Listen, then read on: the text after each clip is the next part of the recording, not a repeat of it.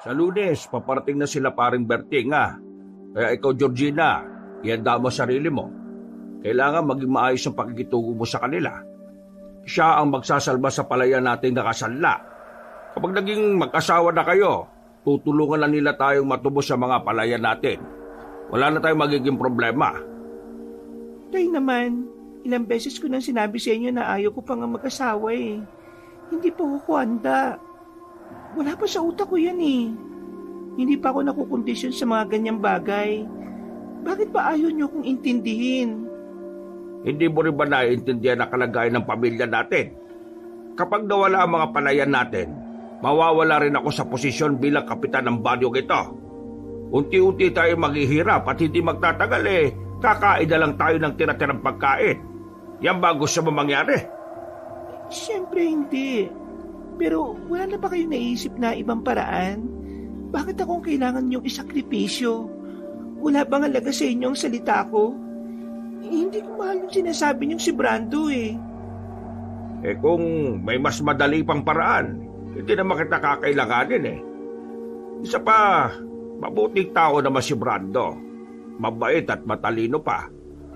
Hindi ka naman nalugi sa kanya.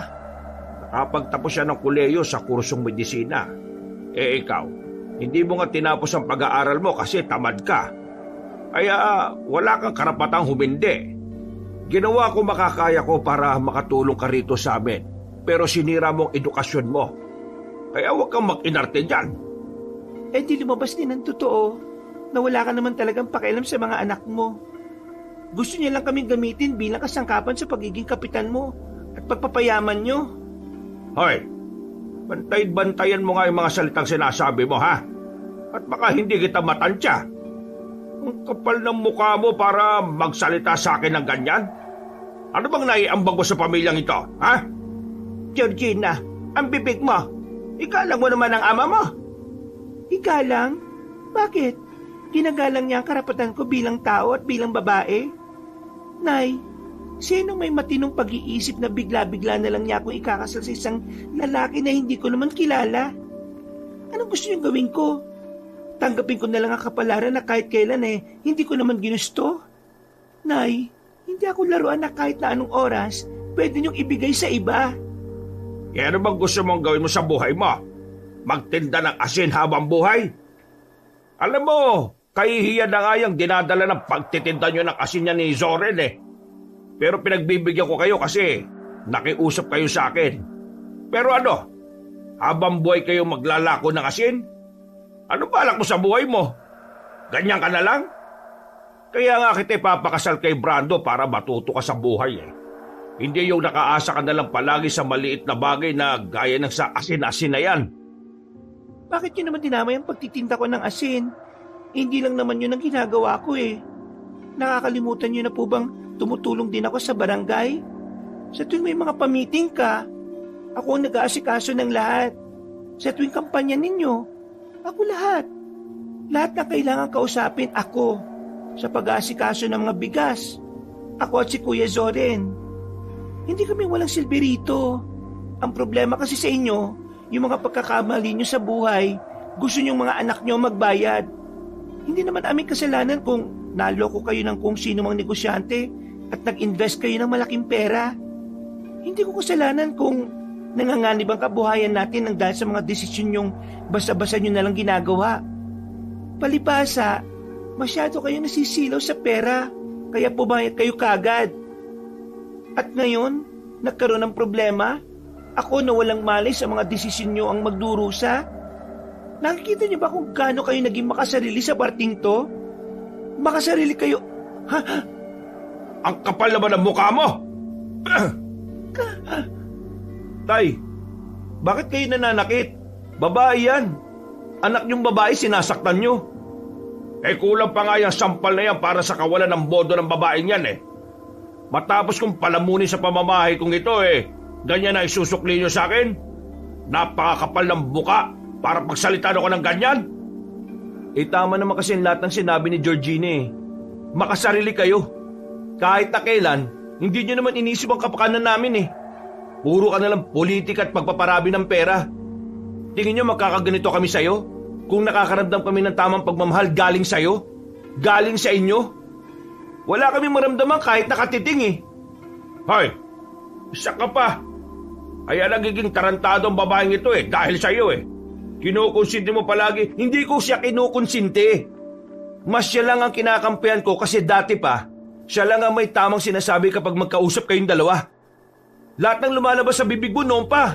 Pera, politika, barangay, palayan, negosyo. Kung hindi nyo kami kayang mahalin bilang anak nyo, sana man lang, huwag nyo na lang kami sinasaktan. Lahat ng ito ginagawa ko para din naman sa inyo eh. Para sa kinabukasan ninyo. Hindi. Hindi namin gusto ang kinabukasan na hinuhulman nyo para sa amin. Magulo ang kinabukasan na ginagawa nyo para sa amin. Gusto namin tahimik, mapayapa at walang bayad na kung anumang panlalamang sa kapwa. Tay, huwag na tayong maglokohan. Kahit na minsan, hindi nyo inisip ang kinabukasan namin. Iniisip nyo lang kung paano kami magkakaroon ng pakinabang sa inyo. Abat, tarantado ko rin pala o ano? Sasaktan nyo rin ako? Sige, gawin nyo. Kung yan ang makakapagpagaan ng kalooban nyo, gawin nyo. Diyan naman kayo magaling, di ba? Ang manakit ng tao. Tama na, Soren. Sige na.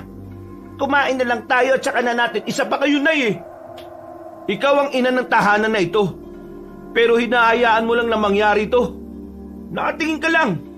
Nanunod ka lang kung paano kami imaltrato ng sarili mong asawa. Wala ka bang boses? Bilang ina? Bilang babae? Bilang isang tao na dapat alam na mali ang mga nakikita. Paano ka ba naging nanay kung ganito lang ang ginagawa nyo? Hinahayaan nyo lang na gumawa ng mali ang asawa nyo habang yung mga anak nyo naman unti-unti na niyang sinisira. Hay! Ang bibig pa! Hindi ako titigil sa kakasalita ng ganito. At hindi ako magsasawa na iparinig sa inyong lahat yung mga bagay na ayaw niyong marinig. Kung yun lang ang natitirang paraan para matauhan kayo, gagawin ko yun kahit hanggang sa dulo ng hininga ko. Ngayon, kayong dalawa, kung hindi nyo kaya maging magulang sa amin, wag na wag nyo kaming saktan. Itakwil nyo kami? Sige lang, gawin nyo. Tignan natin kung kaya nyo mabuhay ng walang anak na pinakikinabangan. Pwede ba? Wag na wag nyo nang sasaktan si Georgina. Kasi sa susunod na mangyari to, hindi na ako magdadalawang isip na lumaban sa inyo. Lalong-lalo na kayo, Tay. Abat, ano ang pinagmamalaki mo, ha? Ipinagmamalaki ko? Pinagmamalaki kong lumaki kami ng mabuti at maayos na tao. Kahit na hindi naman kami inaruga ng maayos ng mga magulang namin. Sira ulo ka talaga. Tara na, Georgina. Sa labas na lang tayo kumain. Hinawakan na ni Zoren ang kamay ng kababata niyang kapatid at saka nilang nilisan ang bahay nila. Nanggagalaiti naman ang kanilang ama sa galit, habang ang kanilang ina naman ay natulalan na lamang sa pagkainan. Napapayak na lamang ang dalaga. Bumuntong hininga na lang din si Zoren. Noon pa man kasi, problema na talaga nila ang ugali ng kanilang ama. Hindi na nila ito mababago sa matandang lalaki. Kahit na anong pakiusap nila, hindi naman yon nakikinig sa kanila. Kaya naman, para makaiwas sa mas malaki pang pagtatalo, minabuti na lamang nilang tumungo sa kubo na malapit sa kanilang sakahan. Doon na lamang sila kumain. Sakto kasing wala rin trabaho ang mga tauhan ng kanilang ama. Ito na lang nabili ko sa palengke. Wala na akong inabutan dun eh. Tsaka anong oras na rin. Teka, sindihan ko lang tong gasera natin. Kuya, bakit ba ganun ang mga magulang natin? Kahit kailan ba, hindi nila tayo minahan? Georgina, ramdam ko na minahal naman nila tayo. Pero alam mo naman ang panahon. Binabago nito ang pananaw ng tao sa mga bagay-bagay. Kaya siguro ngayon, nagbago sila. Lalo na nung dumating sa buhay natin yung kasaganahan. Ang lalim mo naman masyado. Lalim? Ang babaw na nga niyan eh. Sige na, kumain ka na. Ayos lang ba talaga na dito tayo maghapunan? Ayos lang naman. Maganda nga ang view natin eh. Tingnan mo, palayan, taniman. Tapos, bilog pa ang buwan ngayon. Kuya, ayaw ko may sa sinasabi ni tatay. Hindi pa ako handa mag-asawa eh. Magjowa nga, hindi ko pa nga kaya, mag-asawa pa kaya. Huwag ka mag-alala. Hindi ko naman nahayaang mangyari ang gusto ng tatay natin eh. Huwag mo siya masyadong isipin. Mai-stress ka lang. Ang isipin natin ay yung misyon na kailangan nating gawin. Biglang nabalot ng pagiging seryoso ang kanilang usapan. Noong mga sandaling yon, parehong nagbago ang kanilang mood. Dahil naalala na naman nila ang mga palihim nilang ginagawa sa buhay. Walang kaalam-alam ang kanilang mga magulang at ang ilan nilang kakilala na bukod sa pagtitinda ng asin, ang magkapatid pala ay dekalibreng birador ng aswang sa ibang baryo. E ano na bang balita sa mga kasama natin pinadala sa baryo ng mga aswang? Yan, hindi ka kasi nakikibalita kaya wala kang kaalam-alam eh. Sabihin mo na lang kasi. Isa na lang nakabalik. Karamihan, namatay. Sabi ng isang tropa, kinain sila ng isang mabangis na aswang na hanggang ngayon, hindi pa rin malaman kung anong uri ng aswang yon. Pumunta kaya tayo mamaya. Gusto ko mabisita si Mang Yoyong eh. Oo, pero bukas, pupunta tayo. Pero bago yun, ayusin muna natin yung mga asin natin sa bodega. Baka mamaya ipisin ng utak ng tatay natin ipatapon yun. Ipatapon niya? Wala naman siyang ginawang maganda sa buhay ko eh. Ay, hayaan mo na. Magmula naman ngayon wala naman na tayong pakialam sa kanya. Ipinagpatuloy na lamang nila ang kanilang kinakain. Pagkatapos, pinauna na muna ni Zore ng kanyang kapatid sa bodega kung saan naroon ang mga asin. Habang wala pa naman siyang ginagawa, tumungo na lamang siya sa bahay ng kanyang kaibigan. Si Mikoy, ang kaibigan niyang gustong-gustong maging apprentice niya. Mula kasi nang malaman ni Mikoy ang lihim niyang ginagawa, para na itong bata na umiidolo sa kanya. Uy! Idol! Para kang timang, huwag mo nga akong tinatawag na idol. Bakit? Idol naman talaga kita eh. Magaling ka kaya lumaban sa mga aswang. Uy, kakatawag mo sa akin ng ganyan. Baka maalaman ng iba kung sino ako ha. Ito naman, seryoso masyado. Teka, bakit ka ba nandito? Namiss mo ako, no? Pinagsasabi mo. Gusto ko lang tumambay, no? Wala ako. Nag-away kayo ni Mang Dante, no? Oo, ano pa nga ba? Ay, naku naman. Sinasabi ko na nga ba talaga eh. Diyos ko naman, bakit ba nandiyan pa rin kayo sa bahay ng mga magulang nyo? Di ba nasahod din naman kayo sa pagiging manunugis? Oo, nasahod din naman kami. Pero hindi naman kami pwedeng umalis kagad sa poder nila eh. Baka kapag nawala kami sa kanila, mato ng atensyon nila sa amin. Baka malaman pa nila kung anong tinatago namin. Kung sa bagay, tama ka naman. Ano naman plano nyo? Hayaan na lang namin sila sa ugali nila. Pero hindi ako papayag na ikakasal nila si Georgina sa kung sinong lalaki lang. Sa akin mo na lang kasi pakasal yung kapatid mo. Magtigil ka nga. Hindi ka nga gusto ni Georgina eh. Tanggapin mo na lang ang katotohanan. Ito naman, di man lang sumakay sa trip. Ang mabuti pa, tulungan mo na lang akong magsibak ng kahoy dito. Wala akong magawa eh. Ako na naman kasi ang mag-isa rito. Nung mga sandaling yon, pinagtuunan na lamang nila ang pagsisibak. Pagkatapos, tamang kapilang sila sa bakuran. Kwentuhan ng kung ano-ano. Sinusulit na ni Zore ng mga pagkakataon dahil alam niya na sa susunod na mga araw, mas magiging komplikado na ang lahat para sa kanila. Kinabukasan, maagang nagising ang magkapatid. Inianda na nila ang kariton na lagi nilang tulak-tulak. Kalalabas lang nila ng bakuran ng bodega. Biglang sinalubong sila ni Mang Dante at ng isang lalaki ang dalawa. Napatigil naman si Zoren at Georgina. Nagtatakang nakatingin sa kanilang ama. Georgina, narito na si Brando. Siya ang lalaking sinasabi ko sa iyo na magiging asawa mo. Hello, Georgina. Maganda ka pa sa umaga. Huwag mo akong kausapin, hindi kita gusto. Georgina, sinasabi mo naman. Ang kulit niyo naman kasi tay eh. Hindi ka ba talaga nakakaintindi na ayaw ko pang mag-asawa? At tingnan mga lalaking yan, mukhang pinagli sa sama ng loob.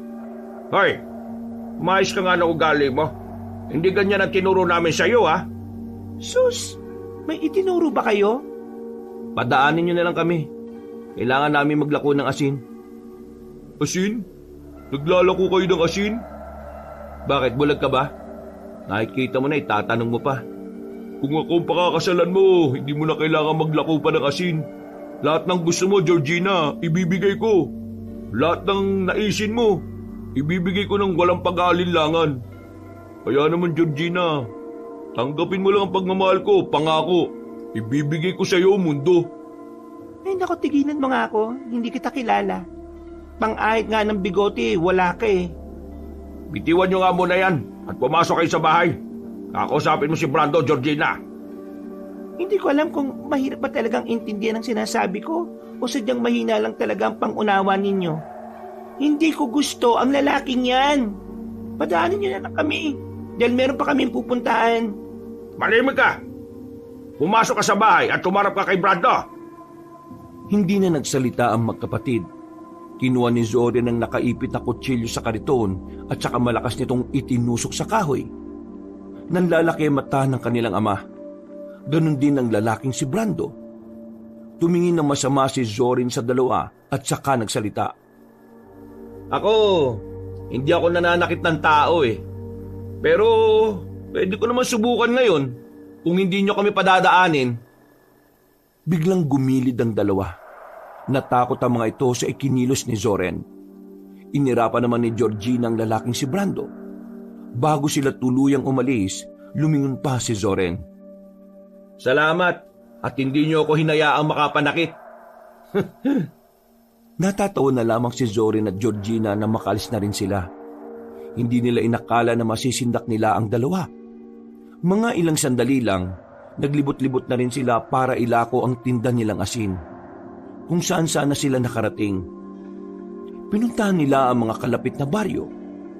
Wala gaanong bumibili pero wala naman silang pakialam. Dahil ang pagtitinda ng asin ay kanila lamang ginagamit para magmanman, magmasid at mag-imbestiga. Inabot na sila ng 5:00 ng hapon. Kakaunti lang ang nabawas sa mga asin. Pero napatigil sila sa isang baryo. Naramdaman kasi nilang tila may kakaibang presensya sa baryo na yon. Ramdam mo? Oo, suot ko yung anting-anting ko. Ano, birahin na natin? Teka lang, wag muna. Kailangan natin magmasid. Tingnan natin kung may ibang aswang na narito. Iisang presensya lang kasi nararamdaman ko eh. Ihanda mo na lang ang sarili mo. Itinulak nila ang kariton. Pumasok sila sa baryo. Ilang sandali lang, napatigil na sila. Tumingin sila sa isang bahay. Isang lalaki ang lumabas mula roon. Namumula ang mga mata. Nagpanggap sila na walang alam. Itinoon lang nila ang tingin nila sa asin.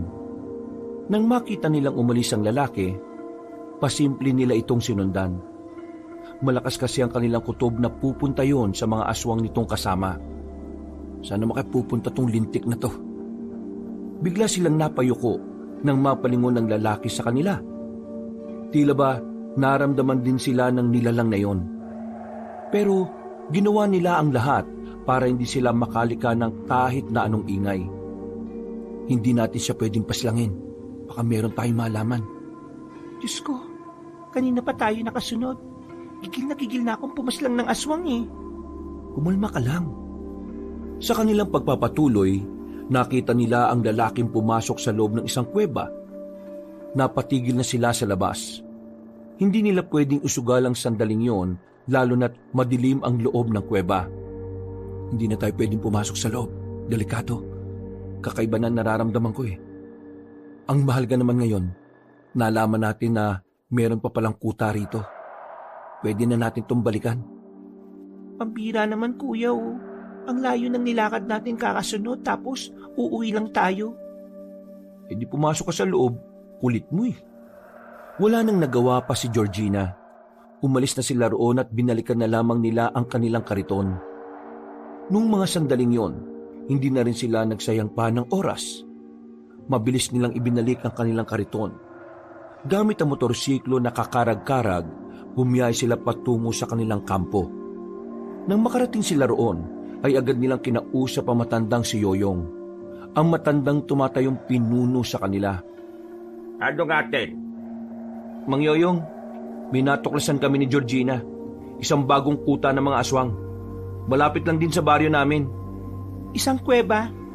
Hindi namin pinasok. Ang sabi kasi ni Kuya, delikado raw eh. Isang kuweba? Oo, Mang Yoyong.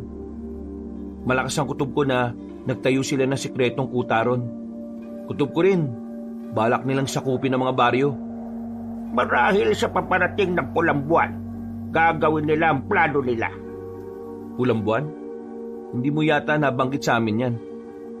Ang pulang buwan, ang gabi na kung saan ang kanilang pagpaparami ang pinakamahalaga sa kanila. Sa gabing yon, nagtatalik ang mga aswang, nangyayanggaw, at kung ano-ano pang paraan para dumami sila. Teka, may ganyan pala? Bongga ah. Pero kailan naman yan? Sa katapusan ng buwan na ito. Kaya yun ang kailangan nating paghandaan. Ikaw, Zorin at Georgina, kailangan ko kayo sa laban na ito. Kaya mag-iingat kayo palagi. Hindi pwedeng may mangyaring masama sa inyo. Maayos na natapos ang kanilang pag-uusap. Bumalik na lang muna ang dalawa sa kanilang bahay. Masyado na rin kasi silang napapatagal doon. Kailangan na nilang magpakita sa bahay nila para hindi maginala ang kanilang mga magulang. Nang pumasok sila sa sala, sinalubong agad sila na matandang si Dante. Galit na galit ito. Kung wala nga lang si Zoren noong mga sandaling yon, baka nasaktan na naman ito ang dalaga. At ang kapal na naman ang mukha ninyong magpakita pa sa pamamahay ko. Matapos nyo akong ipahiya kay Brando. Mga wala na talaga kayong silbi sa buhay ko. Hindi ka naman kasi makaintindi tayo eh. Paulit-ulit na lang tayo rito. Ikaw ang hindi makaintindi. Si Brando ang susi para masalba natin ang lahat ng kabuhayan natin. Kung hindi ka magpapakasal sa kanya, mawawala ang lahat ng meron tayo. Kung mawala man kung anong meron tayo, maganda na rin siguro yun. Para naman kahit papano eh, mawala na rin ang mga kinalolokohan mo. Baka sakaling makita mo na rin ang halaga naming anak mo kapag wala na sa'yo mga bagay na meron ka. Ha! Ang dali lang sa'yo magsabi ng ganyan dahil hindi naman ikaw ang naghirap nito.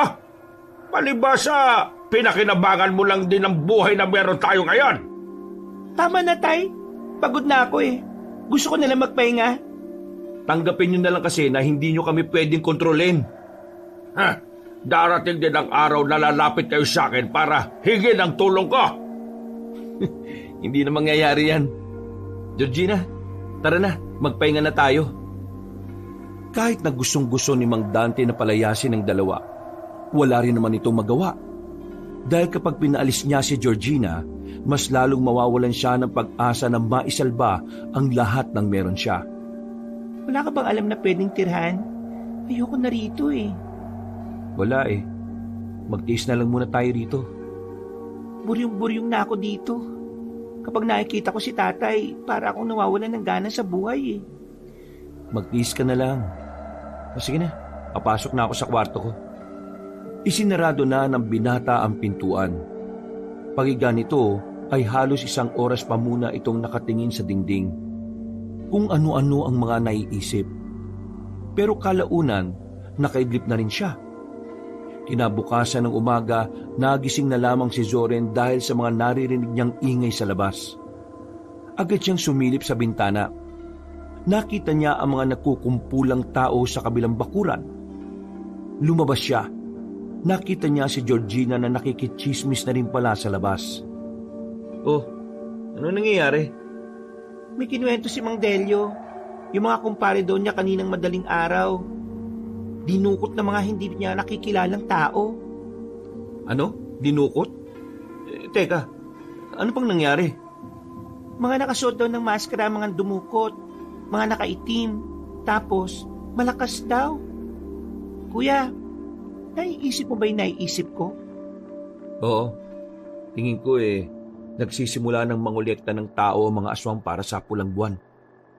Kailangan malaman to ni Mang Yoyong. Noong umagang yon, pagkatapos nilang maglako ng asin, tumungo na kagad sila sa kanilang kuta. Sakto rin kasi na noong mga sandaling yon, nagbibigay din ng sahod. Nagbayad na kasi sa kanila ang isang malaking pamilya na umarkila sa serbisyo nila. Pero agad naman nilang binalita kay Mang Yoyong ang mga nangyari. At dahil dito, pinakilos na ni Mang Yoyong ang kanilang mga kasamahan para magronda. Handa na ba kayong dalawa? Kayo ang mamumuno ng misyon na ito. Bakit? Hindi ka ba sasama sa amin? May iba akong gagawin. Kaya kayo na muna. Tandaan niyo, ang misyon na ito ay walang bayan. Hindi ito gaya ng mga nauna nating trabaho na meron tayong natatanggap. Gagawin natin tong bagay na ito dahil kailangan natin iligtas ang mga tao. Handang-handa naman na kami, Mang Yoyong. Kating-kati na nga kaming bumire. Pero kailangan nyo pa rin mag-ingat, ha? Palagi nyong tatandaan na wag ninyong mamaliitin ang mga kalaban natin. Tinapikbahan ni Mang Yoyong ang binatang si Zoren bago ito pumasok sa kanilang headquarters. Noong mga sandaling yon, nakakaramdam na ng pagkasabik ang magkapatid na Zoren. Matagal-tagal na rin kasi mula nang may huli silang itinumbang aswang. Pre, sinundan ko kayo kanina. Kaso, nawala kayo sa paningin ko bigla eh. Saan ba kayo nagpunta?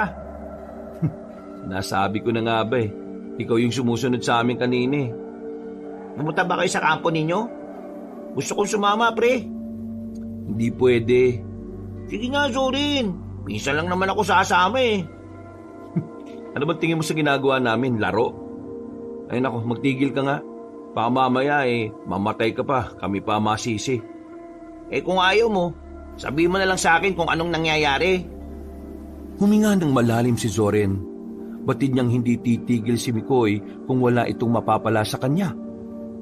Yung mga nawawalang tao rito sa atin, yung sinasabi ni Mang Delio, malakas ang kutob namin na aswang ang kumuha sa mga yon. Aswang? Ibig sabihin, may mga aswang na rin dito sa atin? Kahit saan naman meron eh. Pero ngayon, kumakalat na sila. Meron silang pinaghahandaan. Kaya ikaw, mag-iingat ka lalo na sa gabi. Nangunguha ng tangama ngayon. Eh di, hindi nila ako kukunin. Wala ka namang gagawin ngayon, di ba? Buti ba samahan mo kami sa amin? Tulungan mo kaming ayusin yung pinagkakabitan ng gulong ng kariton namin. O sige, para makita ko din si Georgina, my love. Ay naku, kulit mo. Wala kang pag-asa ron. Naglakad na lamang ang dalawa pali sa bahay nila Mikoy. Gabing-gabi na nun. Nasa loob na ng bahay ang mga residente. Masaya lang sana ang kanilang kwentuhan habang tinatahak ang daan nang biglang may humarang sa kanilang tatlong lalaki. Nakasuot ng maskara mga yon. Ang unang pumasok sa isip ni Zoren, yun ang mga aswang na nandurukot ng mga tao. Kaya naman agad na hinawi ni Zoren si Mikoy at saka pinatabi. Batid niyang sa mga pagkakataong yon, mapapalaban siya. Oh, sino naman yung mga yan? Sila yung inihinala namin mga aswang na nandukot sa mga kasama ni Mang Delio. Diyan ka lang sa gilid ah. Naglabas ng patalimang lalaking si Zoren. Tila hindi naman nasindak sa kanya ang mga aswang. Nakatindig lang ang mga yon.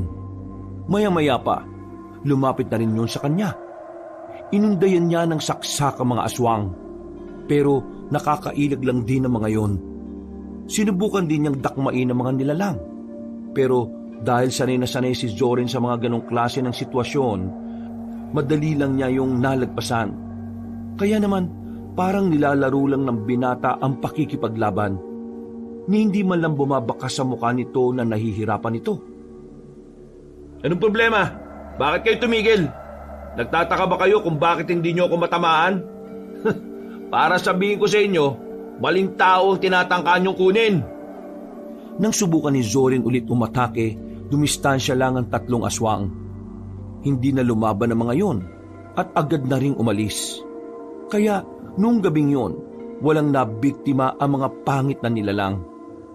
Idol talaga kita eh. Para kang action star kanina, pre. Ayos! Solid!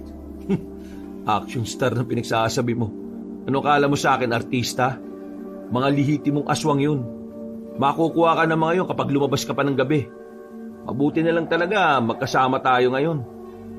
Pero sayang no, kung napas lang mo sana yung isa sa kanila, ipapakita natin sa mga tao para alam nila na totoo talaga ang mga aswang. Sinadya nilang hindi na lumaban. Tingin ko, napagtanto nila kung sino ako. Siguradong mas makakaroon ng gulo. Ha? Bakit naman? Hindi ko sila napaslang eh. Makakapagsumbong pa ang mga lintik na yon. Ayos lang yan. Malakas naman ang paniwala ko na kahit magsumbong sila, kakayanin nyo pa rin sila eh. Tara na, pumunta na tayo sa bodega nyo para makita ko na si Georgina. Hindi na, bukas na lang. Ihatid na lang muna kita sa inyo. Delikado eh. Napakamot na lamang sa ulo ang lalaking si Mikoy. Kinabukasan, banas na naman si Georgina nang marinig na nasa kanilang sala ang lalaking si Brando. Kaaga-aga pero ito kagad ang bumungad sa dalaga. Kahit si Zorin ay naaalibadbaran na rin sa binatang yon. Oh, good morning sa inyong dalawa.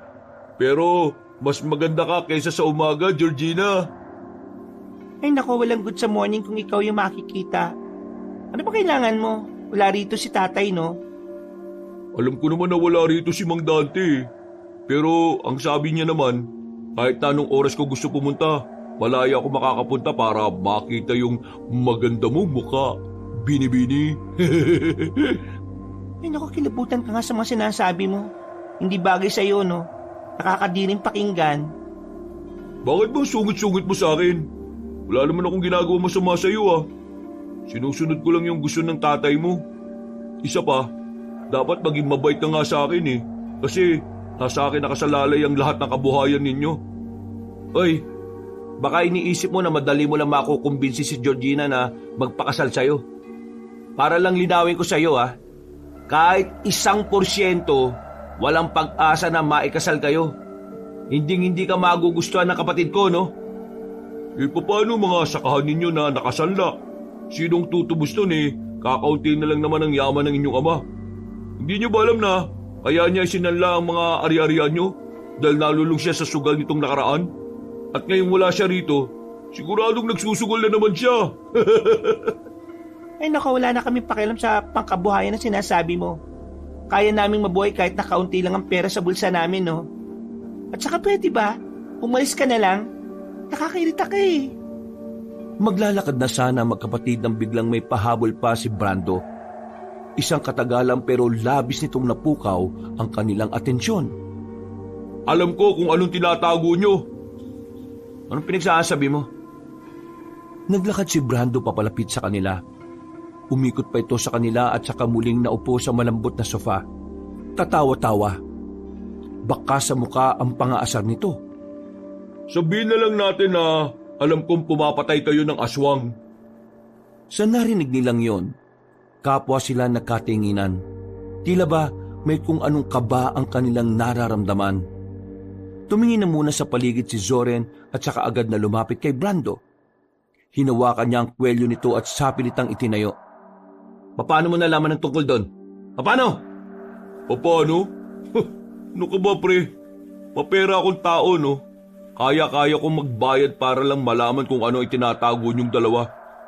Bakit ba kasi ayaw niyo pang sabihin sa mga magulang niyo kung anong ginagawa niyo? Bakit? Natatakot ba kayo na kapag nalaman nila madadamay sila? Bah, napaka mapagmahal niyo naman palang mga anak. Kung ano man ang nalalaman mo, manahimik ka lang kung ayaw mong mapahamak. Mapahamak? Tama. Pwede ako mapahamak kasi may alam na rin ako. Pero tingin ko, wala naman kayo magagawa sa akin eh. Kasi una pa lang, hindi nyo naman talaga ako kilala. Kaya naman Georgina, kung ayaw mong malaman ito ng mga magulang mo, pumayag kang magpakasal sa akin. Matagal na kasi kitang pantasya eh. Ikaw lang ang babaeng mamahalin ko. Sa pilitang inalis ni Brando ang pagkakahawak sa kanya ni Zoren. Pangiti-ngiti pa itong maglakad palabas ng kanilang bahay. Mula nang sabihin niyo ni Brando, tila napaisip na rin ang magkapatid kung sino nga ba talaga si Brando. Pero habang nagiging palaisipan para sa kanila ang katauhan ng lalaking yon, naging palaisipan din para sa kanilang ina kung bakit hindi pa umuwi ang kanilang ama. Halos 10 oras na rin kasi ang nakakalipas pero hindi pa rin nila nasisilayan si Mang Dante sa kanilang bahay. Kung ano-ano nang naiisip ni Aling Nadia. Ano na ba nangyari sa ama ninyo? Bakit parang hindi man lang kayo nag-aalala? Nasa sala ulit sila noong mga sandaling yon. Palakad-lakad ang kanilang ina sa kanilang harapan. Nahihilo na sila rito kaya hindi na napigilan ni Georgina ang sarili niya. Pwede ba, Nay? Maupo ka nga. Nakakahilo ka ni. Bakit ba kayo nag-aalala sa kanya? Palagi namang alanganing umuwi ng bahay yon. Wala siya sa barangay. Pinuntahan ko siya nun kanina. Wala. Kailan ba napirmi sa barangay yun? Parang hindi nga siya kapitan eh. Tulungan niyo naman ako mahanap ang tatay niya. Baka mamaya nakuha na rin siya ng mga nangunguha ng tao. Nay, huwag ka nga praning. Paano kukunin si tatay Wala namang mapapala sa taong yon. Bakit ba kayo ganyan sa ama ninyo? Wow! Kami pa talagang tinanong niyo ng ganyan. Tanungin niyo siya kung bakit siya malupit sa amin ni Kuya. Kung ayaw niyo akong tulungan, wala akong magagawa. Ako na lang mag-isang maghahanap sa kanila. Padubog na umalis sa matandang si Nadia. Naiwan naman na napapailing na lang ang magkapatid. Sa mga pagkakataong ito, hindi na nila pinakialaman pa ang kanilang ina. Nanatili na lamang sila sa bodega para ayusin ang kanilang kariton. Wala na rin talagang pag-asang nanay natin. Si tatay lang talaga ang malaga para sa kanya. Hayaan mo na. Ang mahalaga naman magkasama tayo. Hindi tayo nag-iiwanan. Parang tayong dalawa na nga lang ang magpamilya. Sandali silang napatigil nang marinig nilang tila may kalusko sa mga halamanan na katapat lang din naman nila. Noong mga sandaling yon, ay agad namang kinuha ni Zori ng martilyo. Lalapitan na sana niya ang halamanan pero nagulat siya nang makitang si Mikoy ang lumabas doon. Ay nako, bisit ka talaga kahit kailan. Ano bang ginagawa mo dyan? Dito ako dumaan Baka kasi makita na naman ako ng tatay niyo, magalit na naman yun sa akin.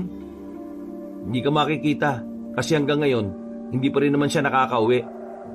Ay, ganun ba? Ay bakit ka ba narito? Di ba ang sabi mo, aayusin natin yung kariton ninyo?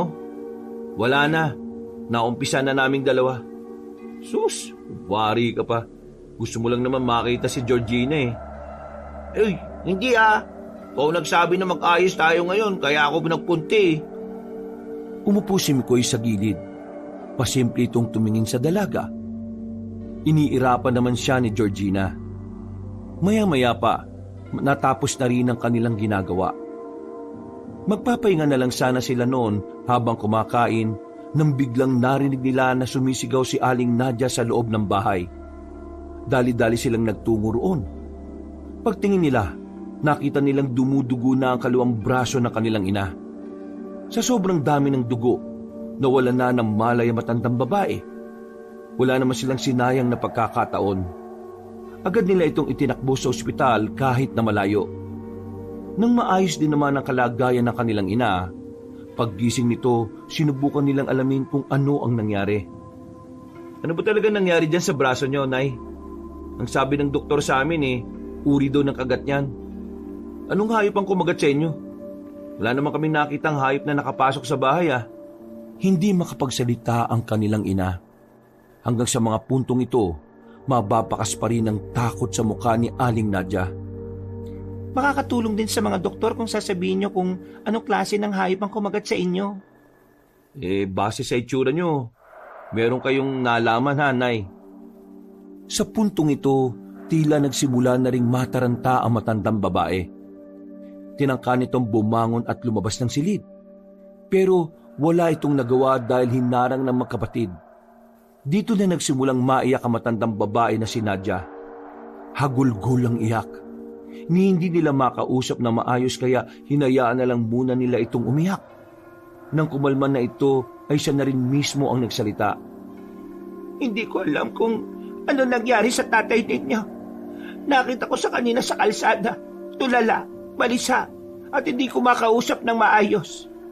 Wala naman siyang galos na kahit na ano. Mukhang hindi naman siya binugbog o ano paman. Sumama pa nga siya sa akin sa bahay. Pero nang makabalik na kami sa bahay natin, bigla niya akong kinagat sa braso. Tapos nakakakilabot pa siya kasi para niyang sinisipsip yung dugo ko kanina. Hindi inaasahan ng magkapatid ang sinabi ng kanilang ina. Kaya naman agad na nagtindigan ang kanilang balahibo. Pareho sila ng naiisip. Ang kanilang ama na biktima ng yanggaw.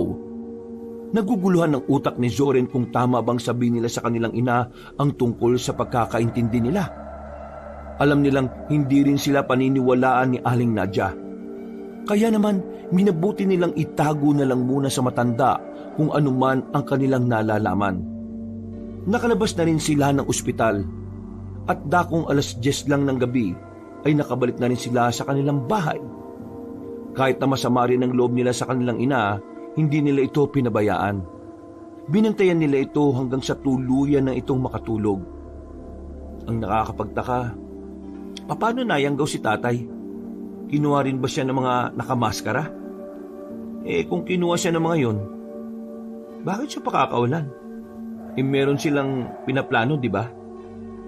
Tingin ko, sinadya nilang gawing aswang si tatay dahil si tatay ang kapitan ng lugar na ito. Gusto nilang sirain ang baryo, kaya ginawa nilang aswang ang tatay natin para manggulo. Para matuon ang atensyon natin sa kanya at hindi sa kanila. Oo nga, no? Walang ya. Kung tama ang sinasabi mo, napakatalino ng ginagawa nila.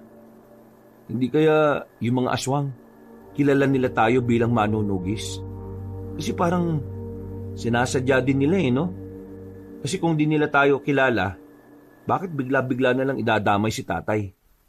Yan ang hindi pa natin sigurado, kuya.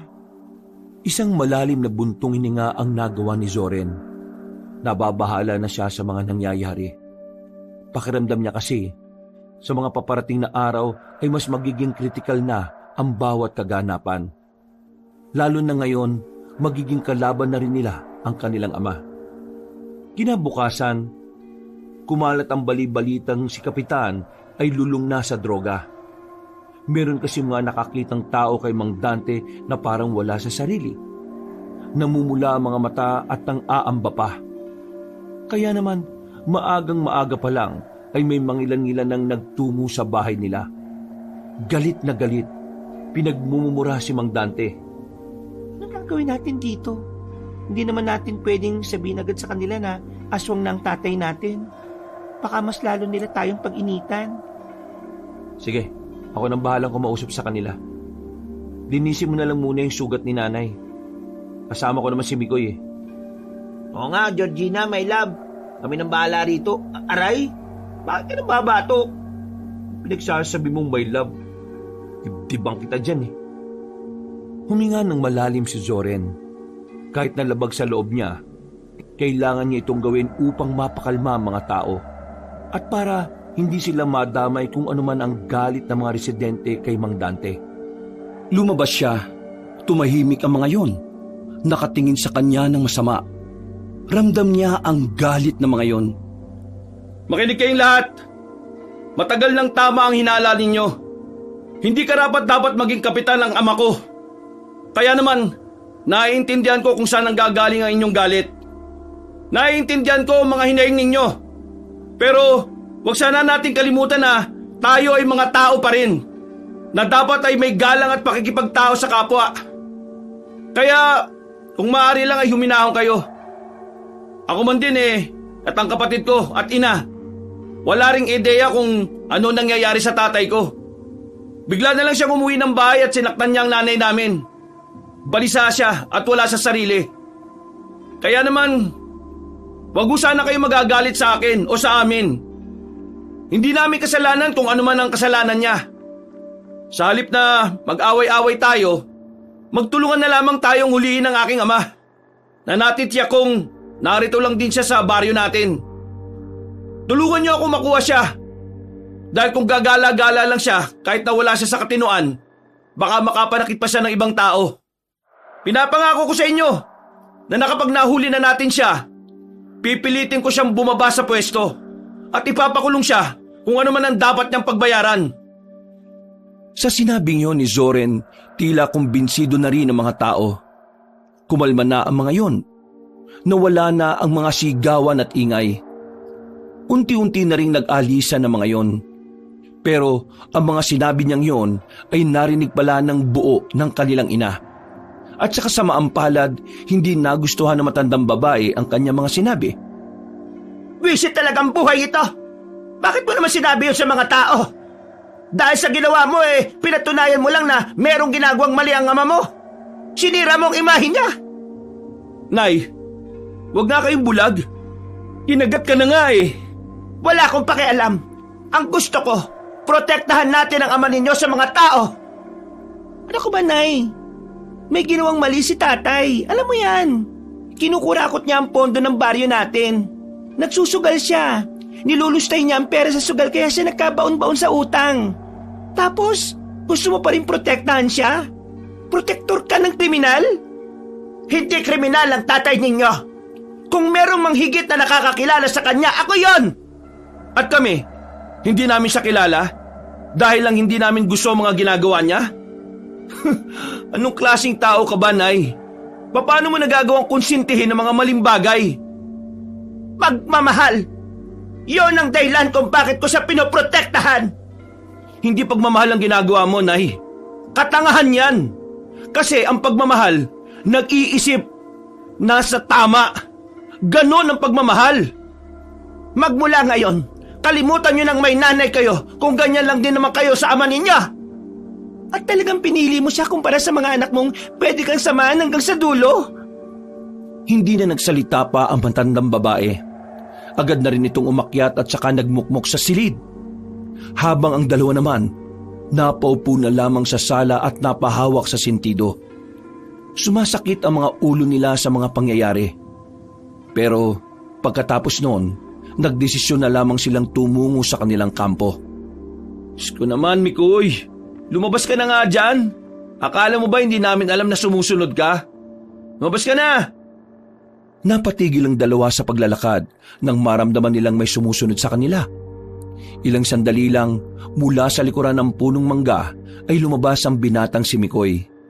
Patawa-tawa pa ito habang kumakamot sa ulo. Kanina pa nga ako nakasunod sa inyo eh. Kainis, nabuko pa ako. Muwi ka na. Ako? Uuwi? Ang layo na kaya ng nalakad ko. Delikado ang pupuntahan namin. Ayos lang. Handa ko naman kayong samahan sa laban eh. Ang kulit mo. Mapapahamak ka nga lang.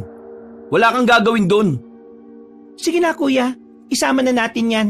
Kailangan natin ng ipapain. Ano? Ipapain niyo ako? Sa mga misyon namin, minsan naghahanap kami ng tao na isasakripisyo namin. Gusto mo ba yon? Sige. Isakripisyo niyo ako. Para naman magkaroon ako ng silbi sa mundo. Ano na naman yung mga pinagsasabi mo? Totoo naman eh. Gusto ko magkasilbi sa mundo. At mangyayari lang yon kung papayag ako sa sinasabi ni Georgina.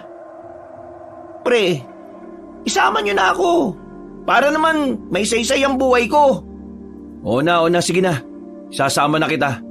Pero tigilan mo yung kakadown mo sa sarili mo ha. Naiirita ako eh. Hindi totoong walang saysay ang buhay mo. Kahit nga tatay namin na walang ginagawang maganda may saysay ang buhay eh. Ha? Paano mangyayari may saysay ang buhay niya eh? Wala namang ginagawang maganda yun sa inyo. May saysay ang buhay niya sa ibang paraan. Halimbawa, kung wala siya, wala rin kami mga anak niya. Yun lang ang saysay niya. Pambira. Kala ko seryoso na eh. O ano? Magkukwentuhan lang ba kayo dyan? Maabutan pa tayo ng ulan sa ginagawa niyo eh. Ang sungit naman ng future wife ko. Hoy, sa payan ha. Tumigil ka sa kakaganyan mo. Kapag yun napuno sa'yo, nako, mayayari ka talaga. Nakibit balikat na lamang si Mikoy. Pinagpatuloy na rin nila ang kanilang paglalakad. Maya-maya pa, narating na rin nila ang kampo ng mga manunugis. Malapad ang ngiti ni Mikoy. Namamangha kasi itong nakikita ang mga taong naroon na may hawak na sandata. Grabe! Sa pelikula ko lang napapanood tong ganitong senaryo. Ang OA mo naman. Wala namang espesyal dito eh. Lahat naman kami rito, pangkaraniwang tao. Ang tingin mo sa amin, artista? Napansin sila na matandang si Yoyoy. Agad naman itong lumapit sa kanila. Napunan nito na may kasama silang bagong muka. Kaya naman agad itong kinausap ng matandang lalaki. Sino ka? At bakit ka narito, ha? Ako po si Mikoy. Kaibigan po ako ni Zoren at future ang ibig kong sabihin, kaibigan nila ako. Sumama po ako dito kasi gustong-gusto ko po talaga maging kagaya ninyo. Idol ko nga po itong si Zoren eh. May ideya ka ba kung anong ginagawa namin at kung sino ang mga kinakalaban namin? Oo, meron o. Mga aswang ang kinakalaban ninyo. Meron nga po kaming nakasalubong na aswang nitong nakaraan eh. Pero ang galing nitong si Zoren. Kahit na kutsilyo lang ang hawak niya. Sumenya si Mang Yoyong sa dalawang lalaki na nasa gilid. Walang ano-ano, lumapit ito kay Mikoy.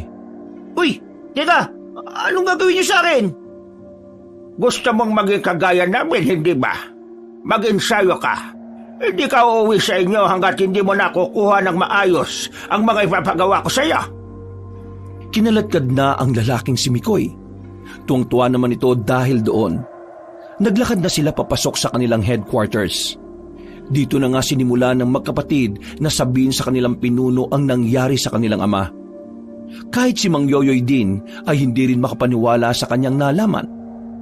Pero kahit na tatay ni Zoren at Georgina yon, madiing sinabi sa kanila ng matandang pinuno na hindi ito palalagpasin. Sumang-ayon naman ng magkapatid. Kaya naman kinagabihan ay bumalik na rin sila kaagad sa kanilang baryo. Dala-dala na rin nila ang kanilang sandata. Si Mikoy naman, kahit na pagod sa ginagawa niyang pag-iensayo, pinili pa rin itong samahan ng magkapatid. Zoren, Georgina, hindi naman sa nangihimasok ako ha. Pero sigurado na ba kayo mismo ang papaslang sa sarili niyong ama? Tumigil sa paglalakad si Zoren. Sandali itong nagbuntong hininga. Sa ideya pa lang na naging aswang siya, ibig sabihin lang nun, hindi na iisang dugo na nanalalaytay sa mga ugat namin. Ibig sabihin lang din nun, hindi na namin siya ama. Kaya wala namang problema sa akin. Sa dugo, oo, wala na. Pero ang sinasabi ko, yung katotohanan na bago siya naging aswang, naging ama niyo muna siya. Naroon na ang katotohanan na ama namin siya. Dahil asawa siya ng nanay namin eh. Pero alam mo, kahit na kailan, hindi naman siya naging ama sa amin eh. Kaya hindi magiging mahirap para sa akin ang misyon na ito. Kailangan na niya mawala bago pa siya makaperwisyo ng iba. Noong mga sandaling yun, tahimik lang ang dalagang si Georgina. Hanggang sa makabalik na sila ng kanilang baryo ay hindi pa rin yun nagsasalita. Naisipan ni Zoren na puntahan ang bahay nila sa pagbabakasakaling makakausap nila ang ina nila. Pero wala ang matandang babae. Nagpapahinga sila sa sala nung sandaling yon nang biglang nagkasigawan ng mga tao. Napatayo sila dahil sa kanilang narinig. Ang kape na sana ay lalagukin, hindi na hinawakan ni Zoren. Lumabas sila ng kanilang bahay at agad na hinanap kung saan nila narinig ang hiyawan ng mga tao. Pagsilip nila sa kabilang bakuran, kita nilang nakadusay na ang isang dalaga. Duguan ang buong katawan nito. Wala ng buhay. At ang sabi ng mga taong nakakita, si Mang Dante raw ang lumapa sa kawawang dalaga. Alam na ng mga tao na ang kanilang tinuturing na kapitan ay isa palang aswang. Hinugot na ni Zoren at Georgina ang kanilang mga sandata. Ginamit na rin ni Zoren ang dala niyang anting-anting para malaman kung saan dumaan si Mang Dante. Sinundan nila ang malansang amoy pati na rin ang mga bakas ng dugo. Ilang sandali lang, nakarating na rin sila sa pastulan ng mga kambing. Inabutan pa nilang wala na rin buhay ang ilang kambing na naroon. Dinatnan din nila ang matandang lalaki na nakatingin sa maliwanag na buwan. Pre, yun na yata yung tatay niyo oh. Humigpit ang pagkakahawak ni Zoren sa sandata. Napatigil sila sa paglalakad nang bigla nilang marinig na nagsalita ito. Nagtaka si Zoren. Ang buong akala kasi nito, si Mang Dante ang uri ng aswang na walang katinuan at ang tanging nasa utak lamang ay kumain ng kumain. O sana mga anak kong isa palang manunuges. Anong nangyari sa inyo? At bakit ka naging aswang? Akala ko ba wala kang pakialam sa akin, Zoren? Bakit ngayon interesado ka na ngayon sa nangyayari? Para malaman ko kung anong klase ng aswang ka at nang mapatay na kita. Humarap sa kanila matandang aswang. Meron pa itong hawak-hawak na karne ng kambing na agad din namang binalibag sa gilid. Pauwi na ako ng bahay noon. Biglang may mga nakamaskarang lumapit sa akin. Kinuha nila ako. Ang akala ko ipapatayin nila ako. Pero meron silang itinurok sa akin. Akala ko droga. Pero mas maganda pa pala. Kasi na magkamalay ako, sobrang gaan ng katawan ko. Para akong nasa alapaap. Pero nakaramdam ako ng gutom. Sobrang gutom. Gusto kong kumain nun. Hanggang sa natikman ko ang dugo ng nanay ninyo. Ang sarap. Ang sarap pala ng dugo ng tao. Dito ko na mas nagustuhan kung ano ako ngayon. Masarap palang maging aswang. Mas ramdam ko na kaya kong gawin ang lahat. Kaya naman, kung narito kayo para paslangin ako, sinasabi ko sa inyo na magiging magandang patayan na magaganap. Dahil kapag ako ang nanalo, kakainin ko ang mga laman loob ninyo. Hindi ako nabubusog. Wala akong kabusugan. Huwag kayong mag-alala. Bibigyan naman kita ng magandang laban para bago ka mamatay maranasan mo naman kung gaano ko kagaling. Georgina, ako nang bahala rito sa tatay natin. Gumilid lang kayo At bakit ikaw lang mag-isa? Wala bang silbi ang dalawang yan at susuluhin mo lang ako? Hindi na nila kailangan makialam. Dahil sa akin pa lang wala ka na. Tapos ka na. Bakit? Kaya mo bang patayin ang sarili mong ama? Ha? Ama? Wala kaming ama, no? At kahit na kailan, hindi namin naranasang magkaroon ng ama. May maliliit na kutsilyo na hinugot si Zoren mula sa kanyang tagiliran. Agad niyang ipinukol yon kay Mang Dante. Munti ka ng tamaan ng matandang lalaki pero sadyang mabilis na kumilos ito. Hindi uubra sa akin ang mga pambata mong atake. Dinampot ni Mang Dante ang mga sanga ng puno sa gilid at agad din naman tong pinukol kay Zoren. Nagawang ilaga ni Zoren yon. Ang kaso nga lang, bigla na lamang nakalapit sa kanya ang amang aswang. Kuya, mag-iingat ka! Nadaplisan ng kalmot ang binatang si Zoren. Pero mabuti na lang ay nakailag siya kaya hindi naman yon malalim. Tumawa ng malakas sa matandang lalaki. Para na itong nabubuang. Tawa ng isang demonyo ang kanilang naririnig. Yan ang bang pinagmamalaki mo sa akin? Tinatago-tago niyo pa sa akin na manunugis kayo Wala rin naman pala kayo silbi. Kahit sa bagay, wala kayong pakinabang. Pre! Bumaybabaw si Mang Dante kay Zoren, pero buti na lang ay suot-suot ni Zoren ang kanyang anting-anting. Kaya naman agad ding napalayo ang matanda. Hingal na hingal si Zoren. Aminado siya na malakas ang kanilang ama. Kaya naman mas naging maingat na siya sa mga sumunod na sandali. Tao ka lang! Ako aswang na! Kaya kahit na anong gawin mo, Zoren, wala kang binatbat sa akin! Naintindihan mo ba ako? Wala ka rin talagang pinagbago kahit na naging aswang ka pa. Hambog ka pa rin kahit kailan. Tapusin na natin to! Para isusunod ko lang dalawang nasa gilid mo! Subukan mo lang nasaktan si Georgina. Ako talaga makakalaban mo. Malaymi ka! Mukha kang takot na takot! Poprotektahan mo pa ang babaeng yan! Protektahan mo muna ang sarili mo! Kasi duwag ka! Hindi ako tuwag! Ikaw ang tuwag! Wala kang bayak para solusyonan ang mga sarili mong problema! Gagamit ka pa ng anak! Ikaw ang tuwag! Hoy ikaw! Anong sinabi mo? Ako ang kausapin mo! Huwag yan si Mikoy! Hinataw ni Zoren ng kanyang katana ang kanyang ama. Tinamaan niya yun sa braso, kaya naman agad itong napadistansya sa kanya. Pero sa halip na mabahala, lalo pang naging aktibo ang matandang aswang. Zoren! Hindi mo ako mapapaslang ng mga ganitong atake mo! Hindi! Si Mang Dante naman ang sumunod na umatake. Sa mga sandaling ito, nagkasabayan ng dalawa.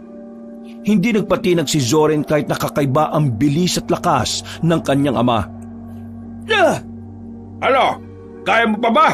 Kaya mo ba bang mabuhay, Zoren? Ha? Tanungin mo ang sarili mo! Nakailag si Zoren. Nakakuha siya ng tamang pagkakataon para hagupitin ng katana ang tagiliran ni Mang Dante. Nang tamaan yon, tila naramdaman na rin na matanda ang hapdi ng hiwa. Anong problema, Tay? Ramdam mo na ba? Ramdam mo na ba na ito ang huling sandali na magkakausap tayo? Ha? Nakatsamba ka lang! Tsamba ba? Eh di sige! Muling pumorma ang binata. Walang ano-ano, mabilis itong tumakbo patungo kay Mang Dante. Pero sa halip na siya ang pagtuunan nito ng pansin, tumalo ng mataas si Mang Dante at sila Georgina ang inatupag nito. Sinubukan nitong dakmain ang mga yon, pero mabilis na nakagalaw ang dalaga matapos itulak si Mikoy sa gilid. Hinugot na ni Georgina ang kanyang sandata. Agad niyang hinugupit ang kanilang ama at tinamaan naman yon sa braso. Munti ka nang maputol, kaya agad-agad na napadistansya na naman si Mang Dante. Malas mo! Kinalaban mo pa talaga ang mas magaling kaysa sa akin! Anong ibig mong sabihin, lentik ka? Si Georgina ang mas mahusay kung ikukumpara mo sa akin. Mas marami siyang nalalaman at mas marami na siyang pinaslang na aswang. Unti-unting umabante si Georgina. Maigpit pa rin ang hawak nito sa kanyang katana at saka tumingin ng diretso sa ama. Nung una, kaya ko bang tanggapin na kahit kailan, hindi mo kami kayang ituring na anak? Pero ngayon, hindi ko na masikmura. Hindi ko kayang palagpasin ang mga ginawa mo. May buhay ka lang kinuha. Nanggugulo ka na rin sa mga tao. Kaya wala akong magagawa, kundi ang tapusin ka na, ngayon din! Hindi na napigilan pa ni Georgina na hindi maiyak. Hindi niya maintindihan ang kanyang nararamdaman. Kahit kasi hindi naman naging mabuting ama sa kanila si Mang Dante, tila ba meron pa rin siyang nararamdaman na pagmamahal doon. May awa siya sa matanda. Pero sa kabilang banda, alam niya sa sarili niya na walang magagawa ang kanyang emosyon, na mas mahalaga ang buhay na nakararami kaysa sa buhay ng kanilang ama. Hindi mo ako magagawang patayin! Mahina ang loob mo! Mahina ka lang sa paningin ko! Nangisay-ngisay ang matandang lalaki. Nang mapagtanto nilang tila nagbabago nito ng anyo, hindi na nagsayang ng pagkakataon si Georgina. Mabilis itong lumapit sa kanilang ama. Bumelo ito at saka tinaga ng malakas si Mang Dante. Sa puntong ito, tinamaan na ng dalaga ang matanda sa ulo. Natigil ang pagpapalit anyo ni Mang Dante at saka gumewang-gewang. Kailangan mo na mawala para sa kaligtasan ng mga tao, para sa amin at para na rin kay nanay. Ang nanay ninyo! Hindi na naituloy na matandang aswang ang kanyang sasabihin nang bigla na itong bumagsak. Ilang segundo lang ay agad na rin itong binawian ng buhay. Saktong pagbuhos ng malakas na ulan ay naiyak na lamang din si Georgina. Umiiyak siya hindi dahil nagsisisi siya sa kanyang ginawa, kundi umiiyak siya dahil sa tuwa at galit. Natutuwa siya dahil sa wakas, nabawasan na rin ng isang tinik ang kanilang buhay. Nagagalit siya dahil sinisisi pa rin niya ang ama nila, na kung sana ay naging mabuti ito sa kanila, hindi hahantong ang lahat sa ganon. Nilapitan na lamang ni Zoren ang kanyang kapatid at saka niyakap ng mahigpit. Pagkatapos ng eksenang yon, naglakad na rin sila paalis. Basang-basa sila ng ulan nang makabalik na rin sila sa kanilang bahay. Inabutan nila roon na matandang babae na si Nadia. Nakita nito ang mga dala nitong sandata. Nanlalaki ang mga mata na parabang alam na kagad ng kanilang ina ang mga nangyari. Anong ginawa niyo? Bakit may mga dala kayong sandata? Nasaan na ang tatay ninyo? Wala na po si tatay. Anong wala nang sinasabi ninyo? Pinatay na namin si tatay. Ha? Anong sinabi niyo? Humagulgol na ng iyak ang dalagang si Georgina sa mga sandaling ito. Pero ang kanilang ina, hindi matanggap ang sinabi ni Zoren. Alam kong galit kayo sa tatay ninyo, pero ang gumawa ng kwento na gaya ng ganyan ay hindi ko matatanggap. Nay, wala na po si tatay. Kailangan namin siyang patayin bago pa dumami ang mga biktima niya. Sandaling hindi nakapagsalita ang matandang babae. Unti-unting nangilid ang mga luha nito. Aswang na si tatay, at kahit na anong gawin natin, hindi na siya may babalik sa dati. Puro kasamaan na ang tumatakbo sa utak niya. Kung hindi namin pipigilan yon, maraming mapiperwisyong tao. Ako ang pumaslang kay tatay. Ako ang... Walang hiya ka! Paano mo nagawa sa sarili mo yung ama? Ano ba? Hindi ka ba talaga nakakaintindi, Nay? Aswang na si tatay. Hindi na siya ang dating asawa nyo na kaya pang makaunawa ng kabutihan. Siya na nga lang ang natitirang nakakaintindi sa akin. Bakit niyo pa siya inalis sa buhay ko? Eh ano bang tingin niyo sa amin? Hindi niyo ba kami pamilya? Hindi ba pwedeng kami naman ang sandalan mo? Paano ko sasandalan ng mga taong pumatay sa taong mahal ko? Nakakatakot kayo. Hindi na kayo normal mag-isip. Ang ginawa namin ay para sa kapakanan ng mga tao. Hindi lang ito tungkol sa pamilya natin. At hindi lang din ito tungkol sa pagmamahal mo sa kanya. Lahat ng bagay sa mundo may hangganan, Nay. Masakit man isipin, pero ito na ang hangganan para sa kanya. Hindi na siya nabibilang sa mundo natin. Puro karahasan na lang ang naiisip niya. Kaya wala kaming ibang magagawa kundi ang gawin ng tama. Kung hindi mo yan maintindihan, ikaw na ang may problema, Nay. Bulag ka! Bulag ka sa pagmamahal ng isang taong kahit na kailan ay hindi naman itinuring na pamilya ang pamilya natin. Hindi na nakapagsalita pa ang matandang babae.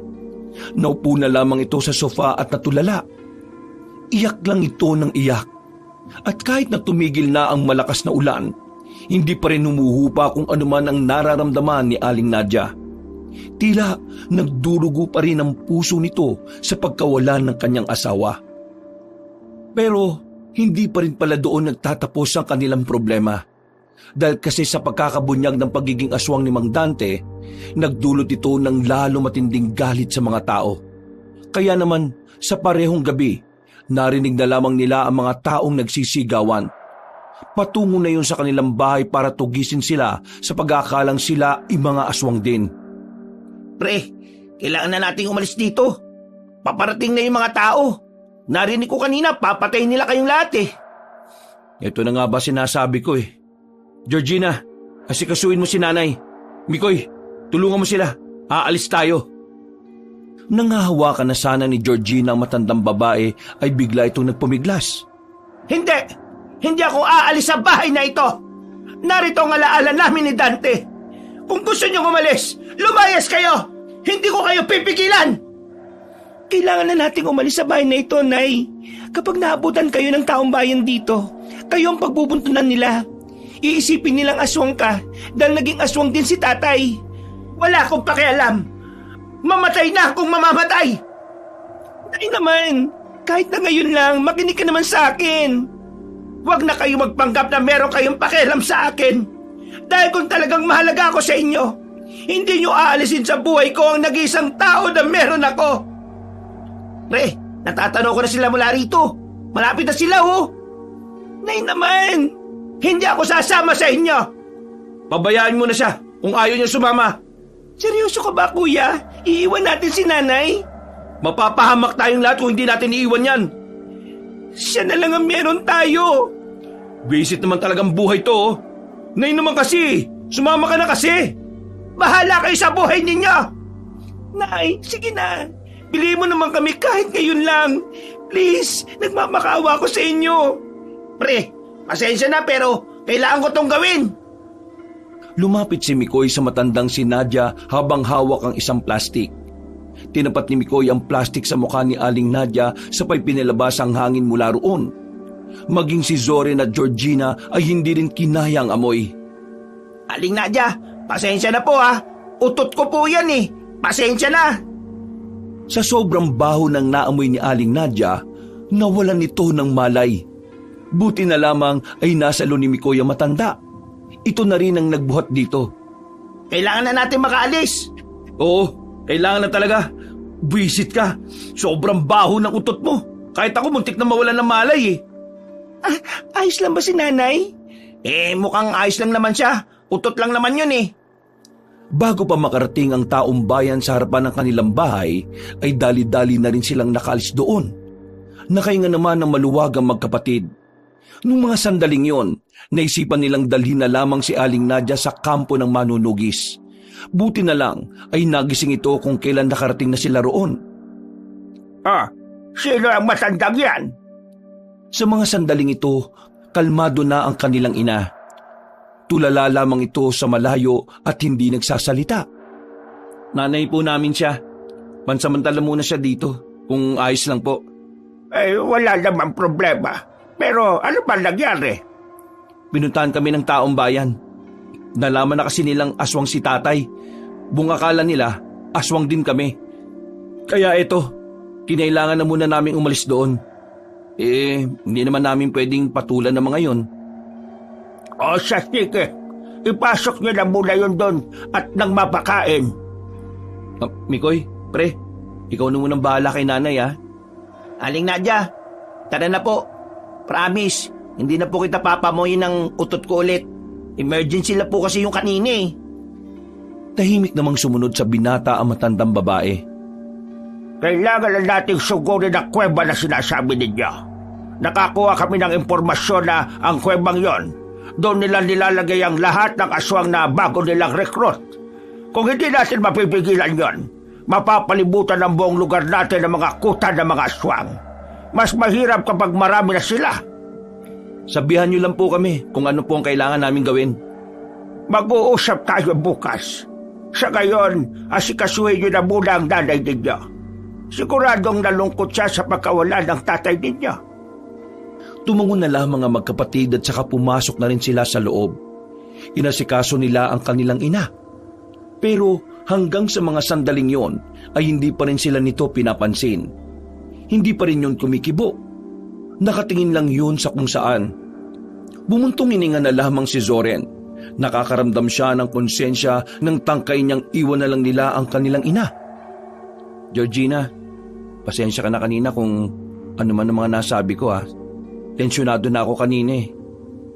Ayos lang naman sa akin, naiintindihan kita. Pero kuya, huwag natin sukuan si nanay. Hindi siya kagaya ni tatay. Alam ko na alam mo na biktima lang din siya ng pagmamanipula ng ama natin.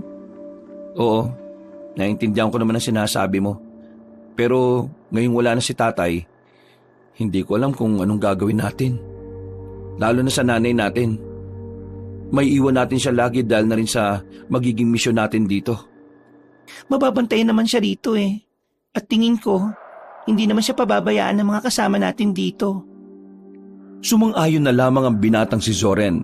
Matapos ang kanilang pag-uusap, natulog na rin sila sa iisang tent kasama ang kanilang ina. Kinabukasan ng umaga, wala na sa higaan ng matandang babae.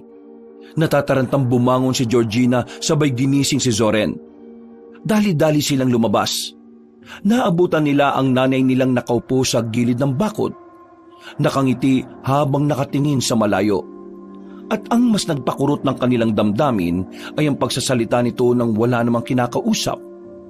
Lumapit sa kanila si Mang Yoyoy. Ito kasi ang nakakita kung ano ang ginagawa ng kanilang ina na halos 2 oras na nitong nakaupo roon. Paulit-ulit niyang binabanggit ang pangalan ng ama ninyo. Tumatawa siya at parang kinakausap niya sa kung saan ang ama ninyo. Zoren, Georgina, hindi naman sa pero sa tingin ko, nasisiraan na ng bait ang nanay ninyo. Napayak na lamang ang babaeng si Georgina sa kanyang kuya. Masakit para sa kanilang dalawa na makitang nagkagano ng kanilang ina. Lalong-lalo na si Georgina. Sinisisi niya ang kanyang sarili dahil siya ang pumaslang sa kanilang amang aswang. Huwag kayo mag-alala. Mamaya narito ang asawa ko at ang anak kong panganay. Sila ang mag-aasikaso sa ina ninyo. Kailangan niyo munang ituon ang atensyon niyo sa misyon. Dahil mamayang gabi, sisimulan na natin ang paglusob. Magkakaalaman na. Tinipik na lamang ni Mang Yoyoy sa balikat si Zoren. Umalis na rin ito at naiwan silang dalawa. Noong mga sandaling yon, ay hindi pa rin matigil sa pag-iyak si Georgina. Georgina, wala kang kasalanan. Ginawa mo lang ang tama. Naintindihan mo ba ako? Pero kuya, ako kasi pumatay kay tatay eh. Hindi mo siya pinaslang. Niligtas mo lang ang buhay ng mas maraming tao. Sa buhay, minsan kailangan mo talaga masaktan para mas mapagtanto mo kung ano ang tama. Alam mo, masakit din naman para sa akin yung nangyari. Masakit din sa akin na humantong tayo sa ganitong desisyon. Pero may mga bagay na kailangan nating itaya para makausad tayo. Mga bagay na wala na magandang dulot sa atin.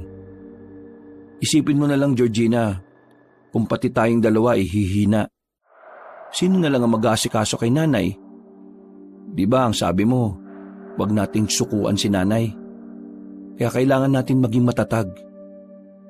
Kapatid, huwag ka mag-alala. Palagi mo naman akong kasama sa lahat ng laban eh.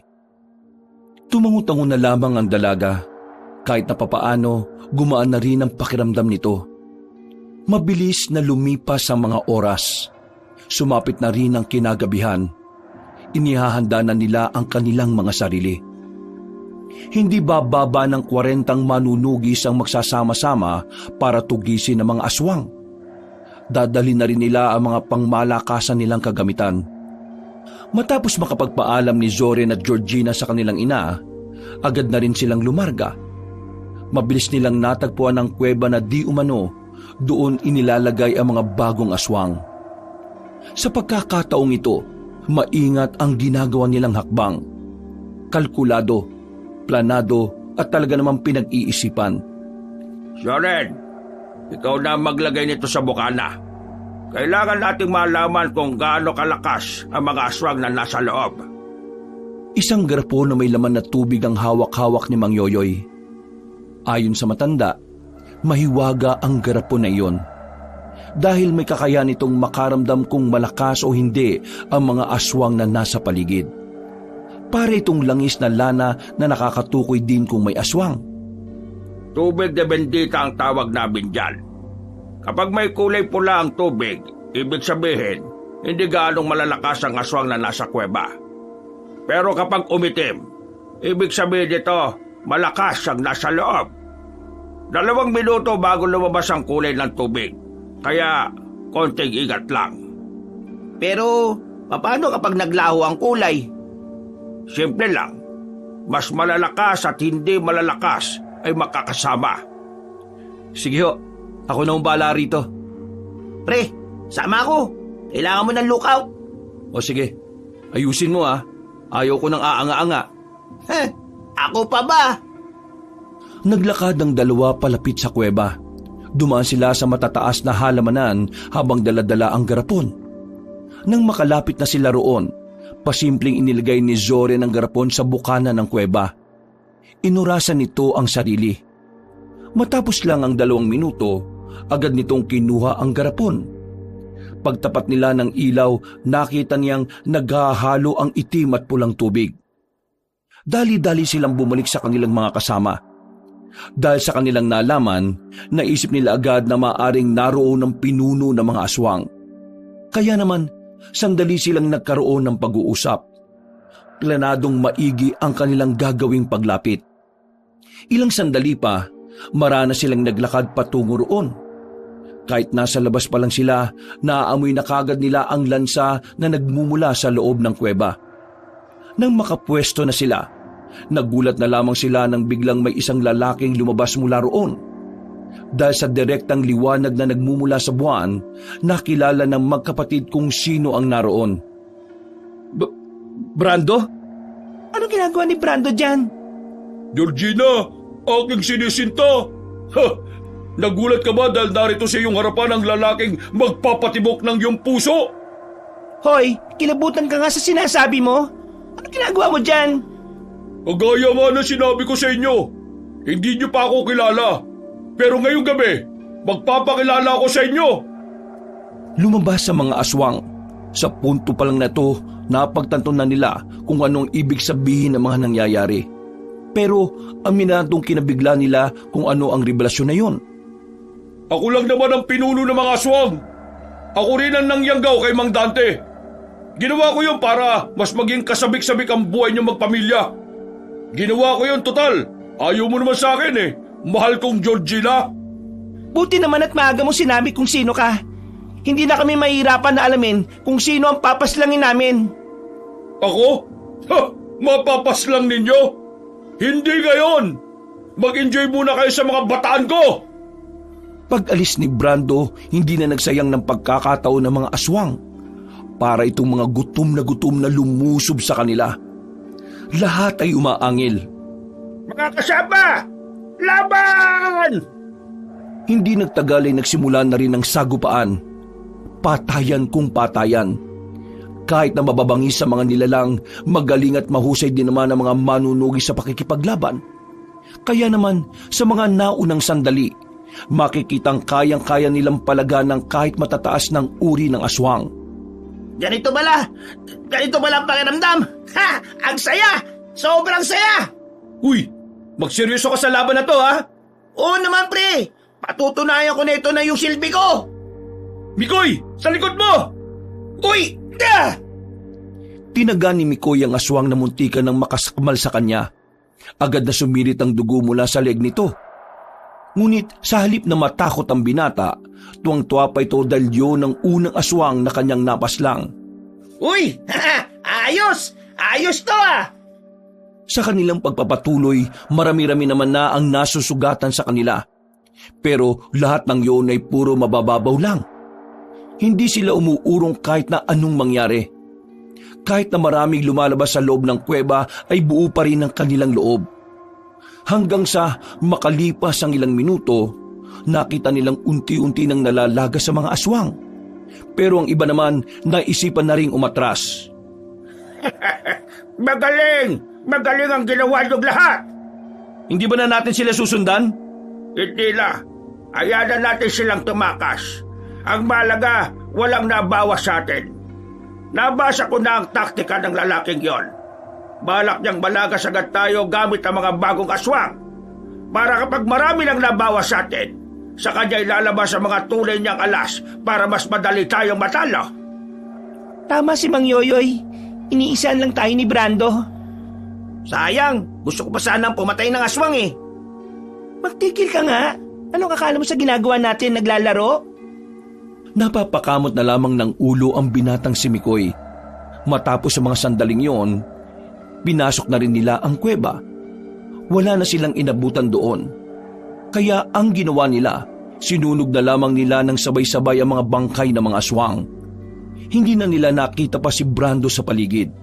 Kaya naman nilisan na rin nila ang lugar na yon. May tuturing nilang inisyal na pagkapanalo ang nangyari. Malaking bagay yon para sa kanila dahil kahit na papaano ay nabawasan na nila ang kanilang mga kalaban. Mang Dolly, pagamot naman ng mga kasama nating sugatan. Pakiuna yung mga may sugat na malapit sa tiyan, ha? Abala ang lahat sa paglilinis ng kanilang mga sugat, habang si Zoren at Mikoy naman nakatayo sa di kalayuan sa tent. Pinapanood si Georgina na sinusubukang kausapin ang kanilang ina. Alam mo pre, kahit na papaano, mas maswerte kayo ni Georgina. Kasi nandyan pa ang nanay nyo. Kumpara sa akin, wala na si nanay. Si tatay na lang. Tapos, hindi ko rin naman kasundo. Kaya ikaw, kapag may pagkakataon, makipagbati ka sa nanay mo. Huwag mo siyang sukuan, pre. Alam mo, wala ako sa posisyon para magsalita, ah. Pero, pre, hindi naman na tayo bumabata eh. At habang tumatanda tayo, tumatanda rin ang mga magulang natin. Kung nakikita mo yung may chance pa para maibalik yung dati, huwag mo na pakawalan pa yung pagkakataon. Maraming salamat sa mga sinabi mo. Huwag ka mag-alala. Hindi ko naman isinasarado ang pinto na makakaayos pa kami ni nanay. Sa ngayon, ang gusto ko na lang muna makabalik siya sa katinoan. Tsaka ko nagrabe yung damage sa utak niya ng mga nangyari. Huwag ka mag-alala, pre. Ipagdarasal ko na sana bumuti na rin ang lagay ni Aling Nadia. Dakong 3:00 ng madaling araw, nananatili pa rin gising si Zoren. Hindi siya dinadalaw ng kahit na kaunting antok. Pagtingin niya sa gilid niya, nakita niyang masarap na ang tulog ni Mikoy. Bumangon na muna siya. Naisipan niyang silipin si Georgina at ang kanyang ina sa kabilang tent. Pero pagsilip niya roon, wala na ang matandang babae. Wala na ito sa tabi ni Georgina. Kaya naman agad na ginising ni Zoren ang kanyang kapatid. Georgina, nasan si nanay? Wala si nanay oh. Ha? Katabi ko lang siya kanina matulog ah. Lumabas si nanay. Sama mo ko, hanapin natin siya. Natatarantang lumabas ng tent ang dalawa. Sinuyod nila ang buong area pero hindi na nila ito nakita pa. Sorry, hindi ko alam na umalis siya eh. Nakatulog ako. Kasalanan ko. Makinig ka, walang sumisisi sa'yo. Kaya huwag mong sisiyan ang sarili mo. Mas lalo ka lang hindi makakapag-isip ng maayos kapag ganyan ka eh. Focus, Georgina. Focus. Oo, tama ka. Focus. Focus lang. Dito sa gawing ito. Baka dito dumaan si nanay. Tara. Sa kakahanap nila sa matandang babae, hindi na nila namalayan na napapalayo na pala sila sa kuta ng mga manunugis. Hanggang sa mapagtanto na lamang nilang nasa kalagitnaan na pala sila ng kagubatan. Nanay! Nay, nandiyan ka ba? Kami ito ni Kuya! Nay! Nay! Bumalik ka na! Kailangan ka namin! Napatingin sila sa gilid nung may marinig silang mga kaluskos. Ilang sandali lang, isang pamilyar na tinig ang kanilang nabosesan. Nakakatuwa naman kayo! Brando? Nakita nila si Brando na nakaupo sa sanga ng puno. Sa mga sandaling ito, wala silang dalang sandata. Kaya naman, batid nilang dalawa na mahihirapan silang kalabanin ang pinuno ng mga aswang. Kung hindi nyo na itatanong, hawak ko ang nanay ninyo. Anong ginawa mo sa kanya? Ginawa agad? Hindi ba pwedeng bihag ko muna ang inyong ina? Ano binabalak mo sa kanya? Simple lang. Gagamitin ko siya para sumama ka sa akin. Ang kapal talaga ng pagmumukha mo kahit na kailan, no? Georgina, wala ka ng karapatan para mag-inarte ngayon. Wala ka sa posisyon dahil hawak ko ang buhay ng pinakamamahal niyong ina. Kaya naman, para walang masaktan sa usapang ito, sasama ka na mapayapa. Manahimik ka! Di ako papayag na kunin mo ang kapatid ko! Bigla na lamang nawala sa kanilang paningin si Brando. Laking gulat ni Zorin nang bigla na lamang itong napunta sa kanyang tagiliran. Sinuntok siya nito ng malakas. Dahilan para makaramdam siya ng pagkahilo. Alam mo ba kung bakit hindi nyo naramdaman na aswang ako kahit na ilang beses na akong nagpunta sa inyo? Yun ay dahil ako ang pinakamalakas na aswang. Sa sobrang lakas ko, nagmumukha akong normal na tao. Wala akong pakialam kung malakas ka o hindi. Basta, hindi ko pa rin nahayaang... Hindi na nakapagsalita pa ang binata nang maramdaman niyang tila may matigas na bagay na tumama sa kanyang batok. Dahilan para tuluyan na siyang mawalan ng malay. Hindi na alam ni Zoren kung ano ang mga sumunod na nangyari. Basta na magkaroon siya ng malay, nakagapos na siya sa isang upuan. Nasa loob siya ng isang silid na walang kagamit-gamit. Sa gilid naman ng pinto, naroon ang dalawang bantay. Nasaan ako? Hoy! Di niyo ba ako naririnig? Tinatanong ko kayo! Nasaan ako? Hindi siya kinakausap ng dalawang bantay. Tinatawanan lang siya ng mga yon. Sa kakasigaw niya, napukaw niya ang atensyon ni Brando. Pumasok ito sa silid at hinilang silya at saka umupo sa harapan niya. Walang iya ka! Anong ginawa mo sa kapatid ko at sa nanay ko? Sa kapatid mo? Wala naman akong ginawa eh. Pero sa nanay mo, hindi ko lang alam kung anong gagawin sa kanya ng mga bata ko. Huwag niyo silang sasaktan! Dahil papatayin ko talaga kayo kapag ginawa niyo yon. Paano mo naman magagawa yun? Eh wala ka naman magagawa kasi nakatali ka. Tanggapin mo na lang na magiging bayaw mo na ako. Dahil sa susunod na mga araw, magiging asawa ko na siya at magkakaroon kami ng maraming anak. Kalahating tao, kalahating aswang. Dapat nga, magpasalamat ka sa akin eh. Kasi, kaya hindi kita tinutuluyan dahil magiging bayaw pa kita. Kailangan ni Georgina ng isang saksi sa kasal namin. Eh, hindi naman pwede ang nanay mo kasi baliw yun. Siguraduhin mo lang na hindi ako makakatakas dito. Kasi kapag ako nakawala rito, ako mismo ang pupugot sa ulo mo. Oh, nakakatakot naman yan. Nagtitindigan ng mga balahibo ko, oh. Pero wala ka pa rin magagawa. Tumawa ng malakas ang aswang na si Brando. Naglakad na rin ito palabas at ngumiti pa sa kanya ng nakakaloko. Naiwang nagngangalit ang binatang si Zoren. Pero kahit na anong gawin niyang pagpupumiglas ay wala naman siyang magawa. Makalipas ang ilang oras, agad na binalikan ng mga aswang si Zoren. Maras itong kinuha at saka kinaladkad palabas. Dinala ito sa isang parang malawak na sala. Doon ay nakita niya ang kanyang kapatid na si Georgina. Nakasuot na ito ng gown na kulay itim. Georgina, anong ibig sabihin nito? Huwag mong sabihin na pumayag ka ng makasal dyan sa mukhang kutong lupa na yan. Sasaktan nila si nanay kapag hindi ako pumayag, kuya. Ito lang ang tanging paraan para protektahan si nanay. Pambihira naman buhay talaga to. Oh. Hindi mo naman kailangan magalit, bayaw. Ikakasal lang naman kami at bubuo ng masayang pamilya. Huwag mo akong matawag-tawag na bayaw! Ang pangit-pangit na mukha mo. Mukhang galit ka pa rin sa akin, bayaw ah. Pero wala naman ako magagawa eh. Tara, simulan na natin ang seremonya. Itigil niyo ang kasal na yan. Hindi ako papayag. Masyado ka namang excited, bayaw. Hindi pa naman kami agad ikakasal. Panunumpa lamang ito. Sa aming mga aswang kasi, nauuna ang sumpaan bago ang kasal. Marami pa sana ako ituturo sa iyo, ang kaso hindi ka naman kumakalma eh. Eh sino kakalma kung yung kapatid mo kasama ng mukhang sigbin? Nanggigigil ako sa iyo. Kapag ako talaga nakatakas dito, mayayari ka sa akin. Tumawa na lamang na malakas ang lalaking si Brando. Maya-maya pa, nagsimula na rin magsalita ang tila tumatayong pari para sa seremonyang yon.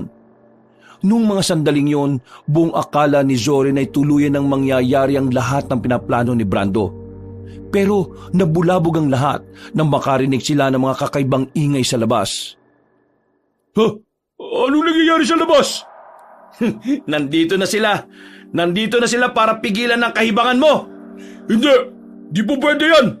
Ikalat yung lahat ng aswang! Papatay natin ang mga hilayupang na manunugis na yan! Umalis ang lalaking si Brando, habang sila naman ay pinalibutan ng mga aswang. Hindi nila magawang makatakas sa dami na nagbabantay sa kanila. Bitiwan niyo nga ako! Ang babaw ng hininga ninyo! Hindi nagtagal, may mga manunugis na ring nakapasok sa malawak na sala na yon. Sa isang iglap, nagkaroon agad ng labanan. Madaling napas lang ng mga manunugis sa mga aswang na yon. Uy, pare koy! Nandito na kami! Ligtas ka na! Buwang! Anong ligtas?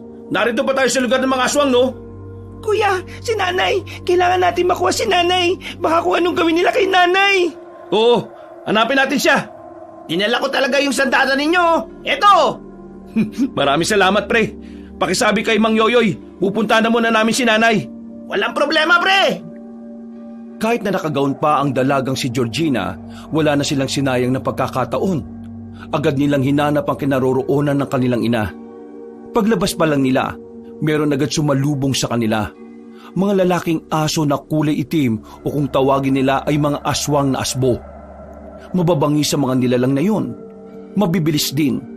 Pero dahil sanay na rin ang dalawa, dahil ilang beses na silang may nakaharap na asbo noon, hindi naman naging mahirap para sa kanila ang pakikipaglaban dito. Wala pang 2 minuto, agad na nilang napas lang ang mga yon. Dito ang daan patungo kay nanay. Lumiko sila sa isang maliit na iskinita, pero bigla na lamang silang napatigil nang may sumakmal sa paa ni Zoren. Agad niya naman itong tinaga. Kuya, ayos ka lang? May sugat ka na. Ayos lang ako. Malayo naman to sa bituka eh. Mag-ingat ka kasi. Muli nilang ipinagpatuloy ang kanilang paglalakad hanggang sa marating na nila ang isa pang abandonadong bahay na ayon sa dalagang si Georgina, doon dinala ang kanilang ina. Tumayo sila sa harapan ng abandonadong bahay. Sandali silang nakiramdam. Maya-maya lang nakita nilang dumungaw na sa balkonahe ang lalaking si Brando. Hindi ko inakala na papanig sa inyong swerte ngayong gabi ah. Nakakatuwa dahil akala ko makukuha ko ang gusto ko ng walang kahirap-hirap. Pero Mukhang sinasabi ng kapalaran na kailangan kong pagsikapan na maangking ka. Mahal kong Georgina. Pero huwag ka mag-alala. Gustong-gusto ko talaga na naghihirap ako para sa isang tao eh. Maghirap ka hanggang sa mamatay ka. Yun ang maganda. Masyado ka naman masakit magsalita. Magdaan-daan ka lang naman. Nasaan ang nanay namin? Ngayon, nakatakas na ako. Pupugutan na kita ng ulo. Huh, nakakatakot naman ang mga naririnig ko. Pero huwag kayong mag-alala. Nasa ligtas na kalagayan ng nanay ninyo. Pero kung gagawa kayo ng bagay na hindi ko magugustuhan, maaaring malagay sa alanganin ang buhay niya. Lumaba ka ng batas. Huwag kang gumamit ng ibang tao. Mga duwag lang ang gumagawa niyan. Tinatawag mo pa ang sarili mo bilang pinuno kung ganyan ang utak mo. Gawain lang ng mahihina yan eh. Umawa ng malakas ang lalaking aswang.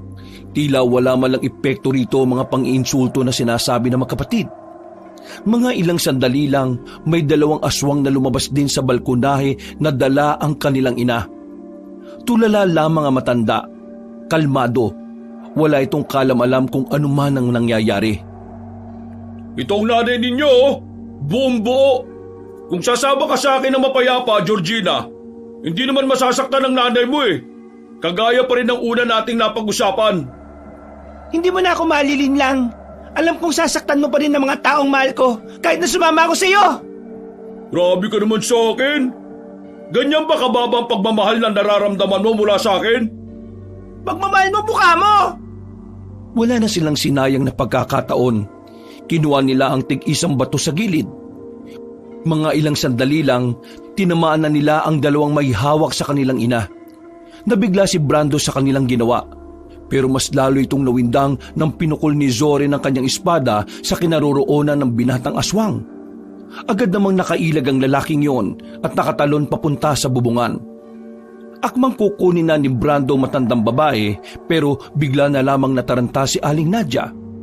Nakita na lamang niyang tatalon na yon mula sa balkonahe. Mabilis na tumakbo si Zorin. Maswerteng nagawa niya pang saluhin ang kanyang ina. Takot! Takot! Takot ako! Halimaw! Halimaw sila! Takot ako! Tago! Tago ako! Kailangan tago! Halimaw siya! Halimaw! Hinawakan ni Zorin ang magkabilang pisngi ni Aling Nadia at tiningnan nito sa mga mata. Nay, kami ito. Kami ang anak nyo. Ligtas ka na. Hindi ka namin hahayaang mapahamak. Kaming bahala sa'yo. Ligtas! Ako ligtas! Wala na halimaw! Ligtas niyo ko! Nay, nandito kami. Hindi ka namin pababayaan. Hindi ka masasaktan ng halimaw. Naalarma sila nang makitang bumuka na ang mga pakpak ni Brando. Akmang lilipad na yung patungo sa kanila. Pero bigla namang dumating si Mikoy. May dala-dala itong pana. Tinira niya ng palaso si Brando. Tinamaan niya ito sa balikat kaya naudlot ang paglapit nito sa mag-iina. Ako nang bahala kay Aling Nadia. Ilalayo ko siya sa gulo. Kayo nang bahala sa isang yan. Maraming salamat, pre. Maasahan ka talaga kahit na kailan. Ako pa ba?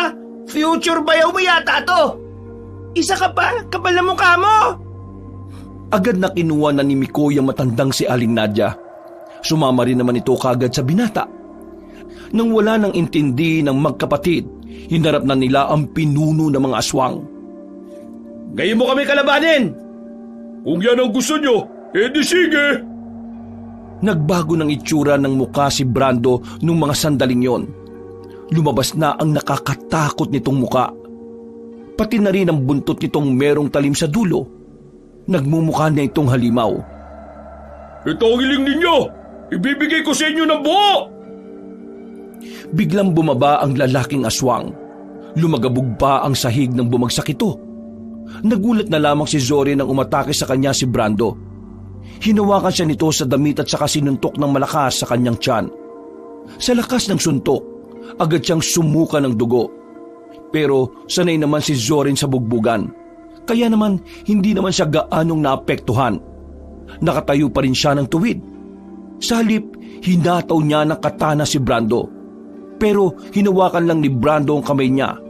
Sinakal siya at saka binalibag patungo sa pader ng bahay. Paglingon ni Brando sa gilid, naroon si Georgina. Biglang tinaga ni Georgina si Brando. Tinamaan naman ito sa bandang hita. Dahilan para mapaaray ang pinunong aswang. Mahal kita, pero kung ganito ang gagawin mo sa akin, mapipilitan ako saktan ka. Gawin mo ang gusto mong gawin. Wala akong pakialam. Lumipad si Brando. Bumwelo pa ito sa itaas.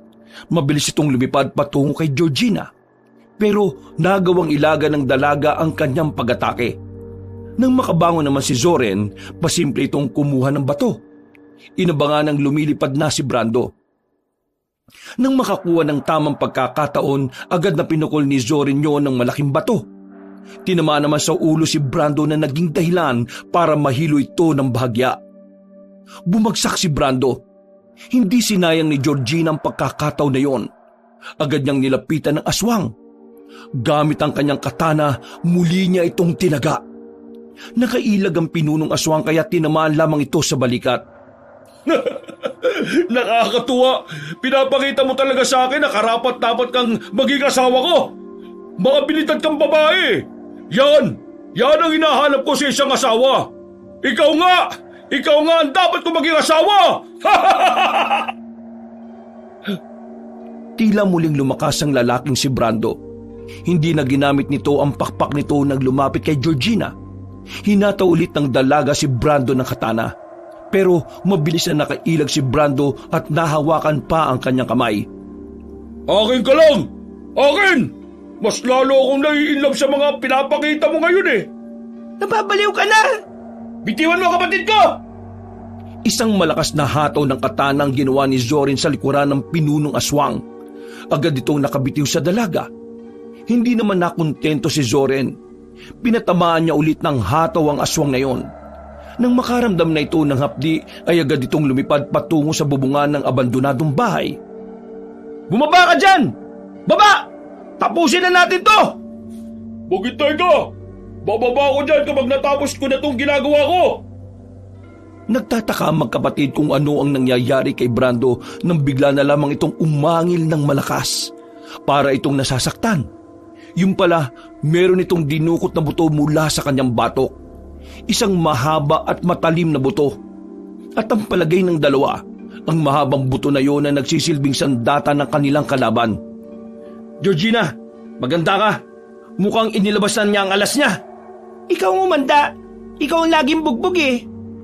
Bumaba si Brando para itong lumakas uli. Parang hindi na nito nararamdaman ang mga sugat na tinamo. Ngayon, simulan na natin ang laban! Biglang lumapit si Brando sa kanila. Inuna nitong atakihin si Zoren. Aminado ang lalaking si Zoren na merong galaw si Brando sa pakikipag-ispadahan. Nahihirapan siyang gumawa ng kahit na anong pag-atake. Masyado mabilis ang ginagawa ng kalaban nila, na kahit si Georgina, hindi din alam kung kailan papasok. Visit na aswang to! Ano? Wala na ba kayong alam gawin kundi ang ilagan ako? Mga inutil! Hindi nang tagal, tinamaan na ng patalim ang lalaking si Zoren.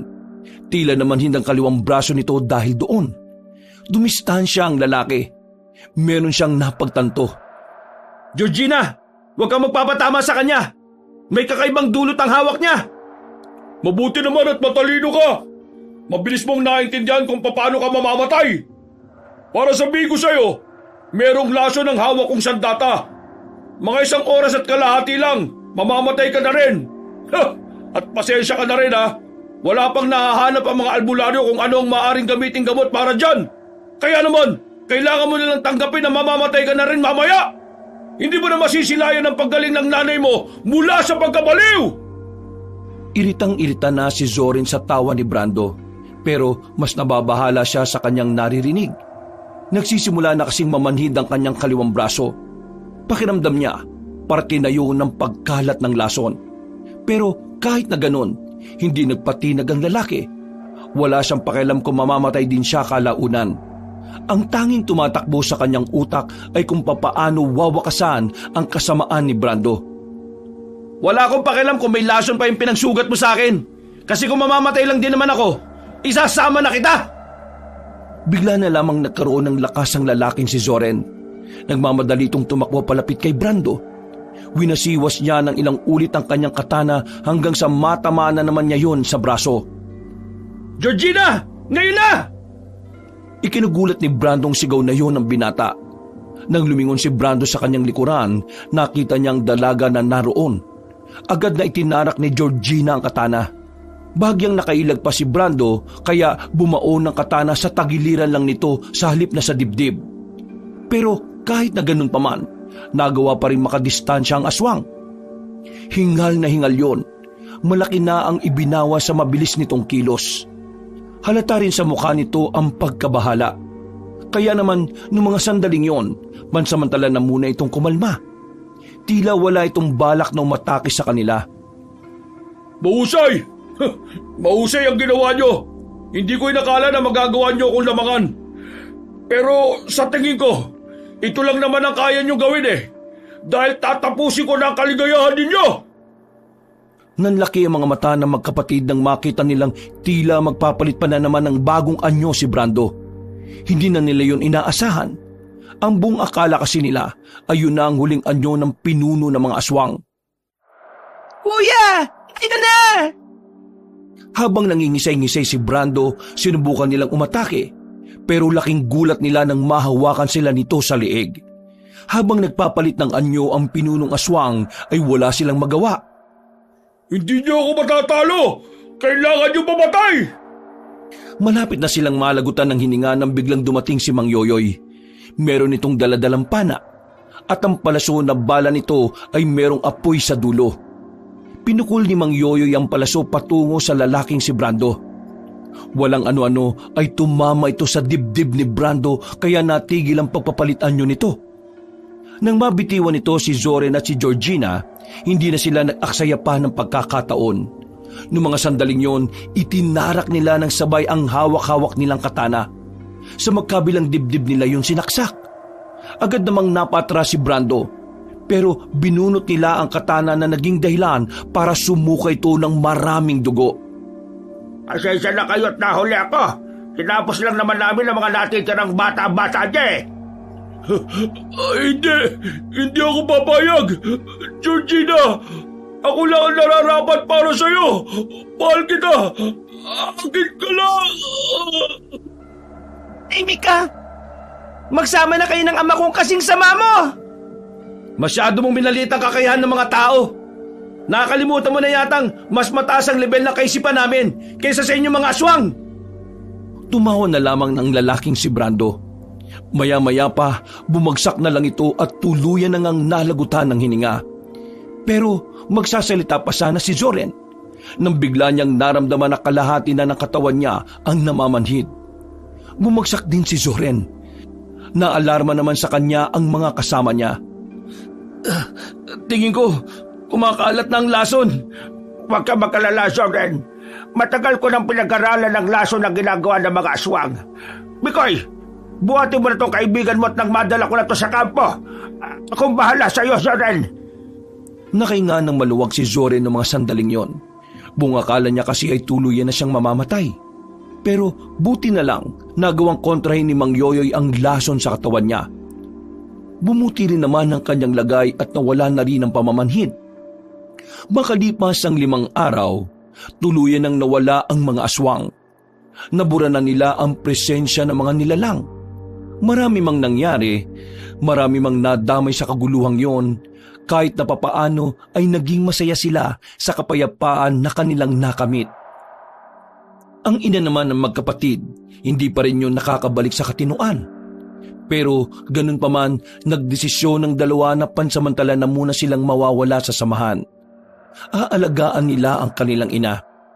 Ito na lang din kasi ang natitirang pamilya nila. Isang maliwalas na hapon, Nay, kami na ang kasama mo ha. Hindi ka namin iiwan. Magsisimula ulit tayo ng panibagong buhay. Simula?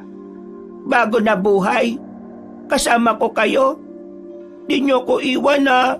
Wag nyo ko iwan. Takot ako halimaw. Takot ako. Nay, wala na hong alimaw. Wala na silang lahat kasi tinalo na namin para sa'yo. Nay, alam kong hindi naging maganda ang mga nangyari pero hayaan mong samahan ka namin na bumuo ng mga panibagong masasayang alaala. Nay, magpagaling ka ha, para mas maramdaman mo kung gaano ka namin kamahal ni Georgina. Mahal? Mahal ko? Mahal ko rin kayo. Niyakap na lamang ng magkapatid ang kanilang ina habang nasa bakuran sila.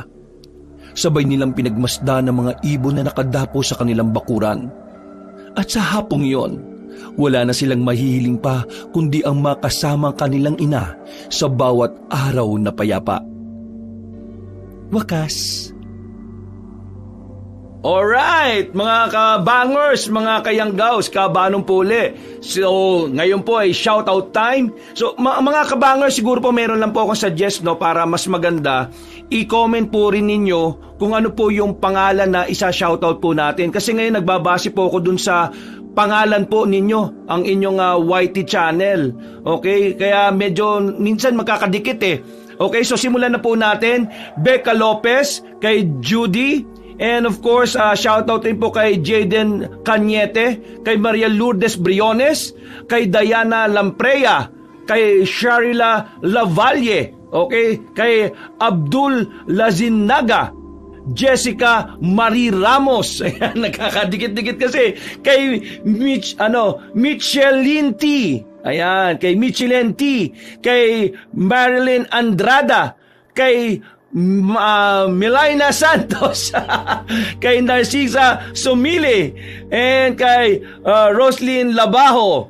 O meron pa dito yung parang Japanese o Chinese font. Nako, hindi ko mabasa yan. I-message nyo na lang sa susunod kung ano po yung pangalan po na ipapashoutout natin. Kay Roslyn Labajo, kay John Lester Alameda, okay, kay Jodel Cruz, kay Renil Vargas, kay My Dreams, ayan, kay Roda Garbida, ayan, bilang LGBTQIA. Okay, ayan po, na upang mabigyan naman ng bawat isang pangangailangan, di ba? Ayan, nasabi niya, hindi lang pagtatrabaho ang ginagawa namin, kundi tumulong sa iba. Wow. Kay Ann Purple, kay Pambansang Kulas, kay Jenna Boya, kay Rip Lonely, ayan, from Cagayan de Oro. Ayan po, ito po, yan, katulad nito, pa-shoutout po, Rex Angelu from Cagayan de Oro. Yan, mas maganda yung ganun no? Para mas nababasa natin ng maayos ang pangalan niya. Kay Ryzen Umayoid, minsan baliktad pa yung pangalan.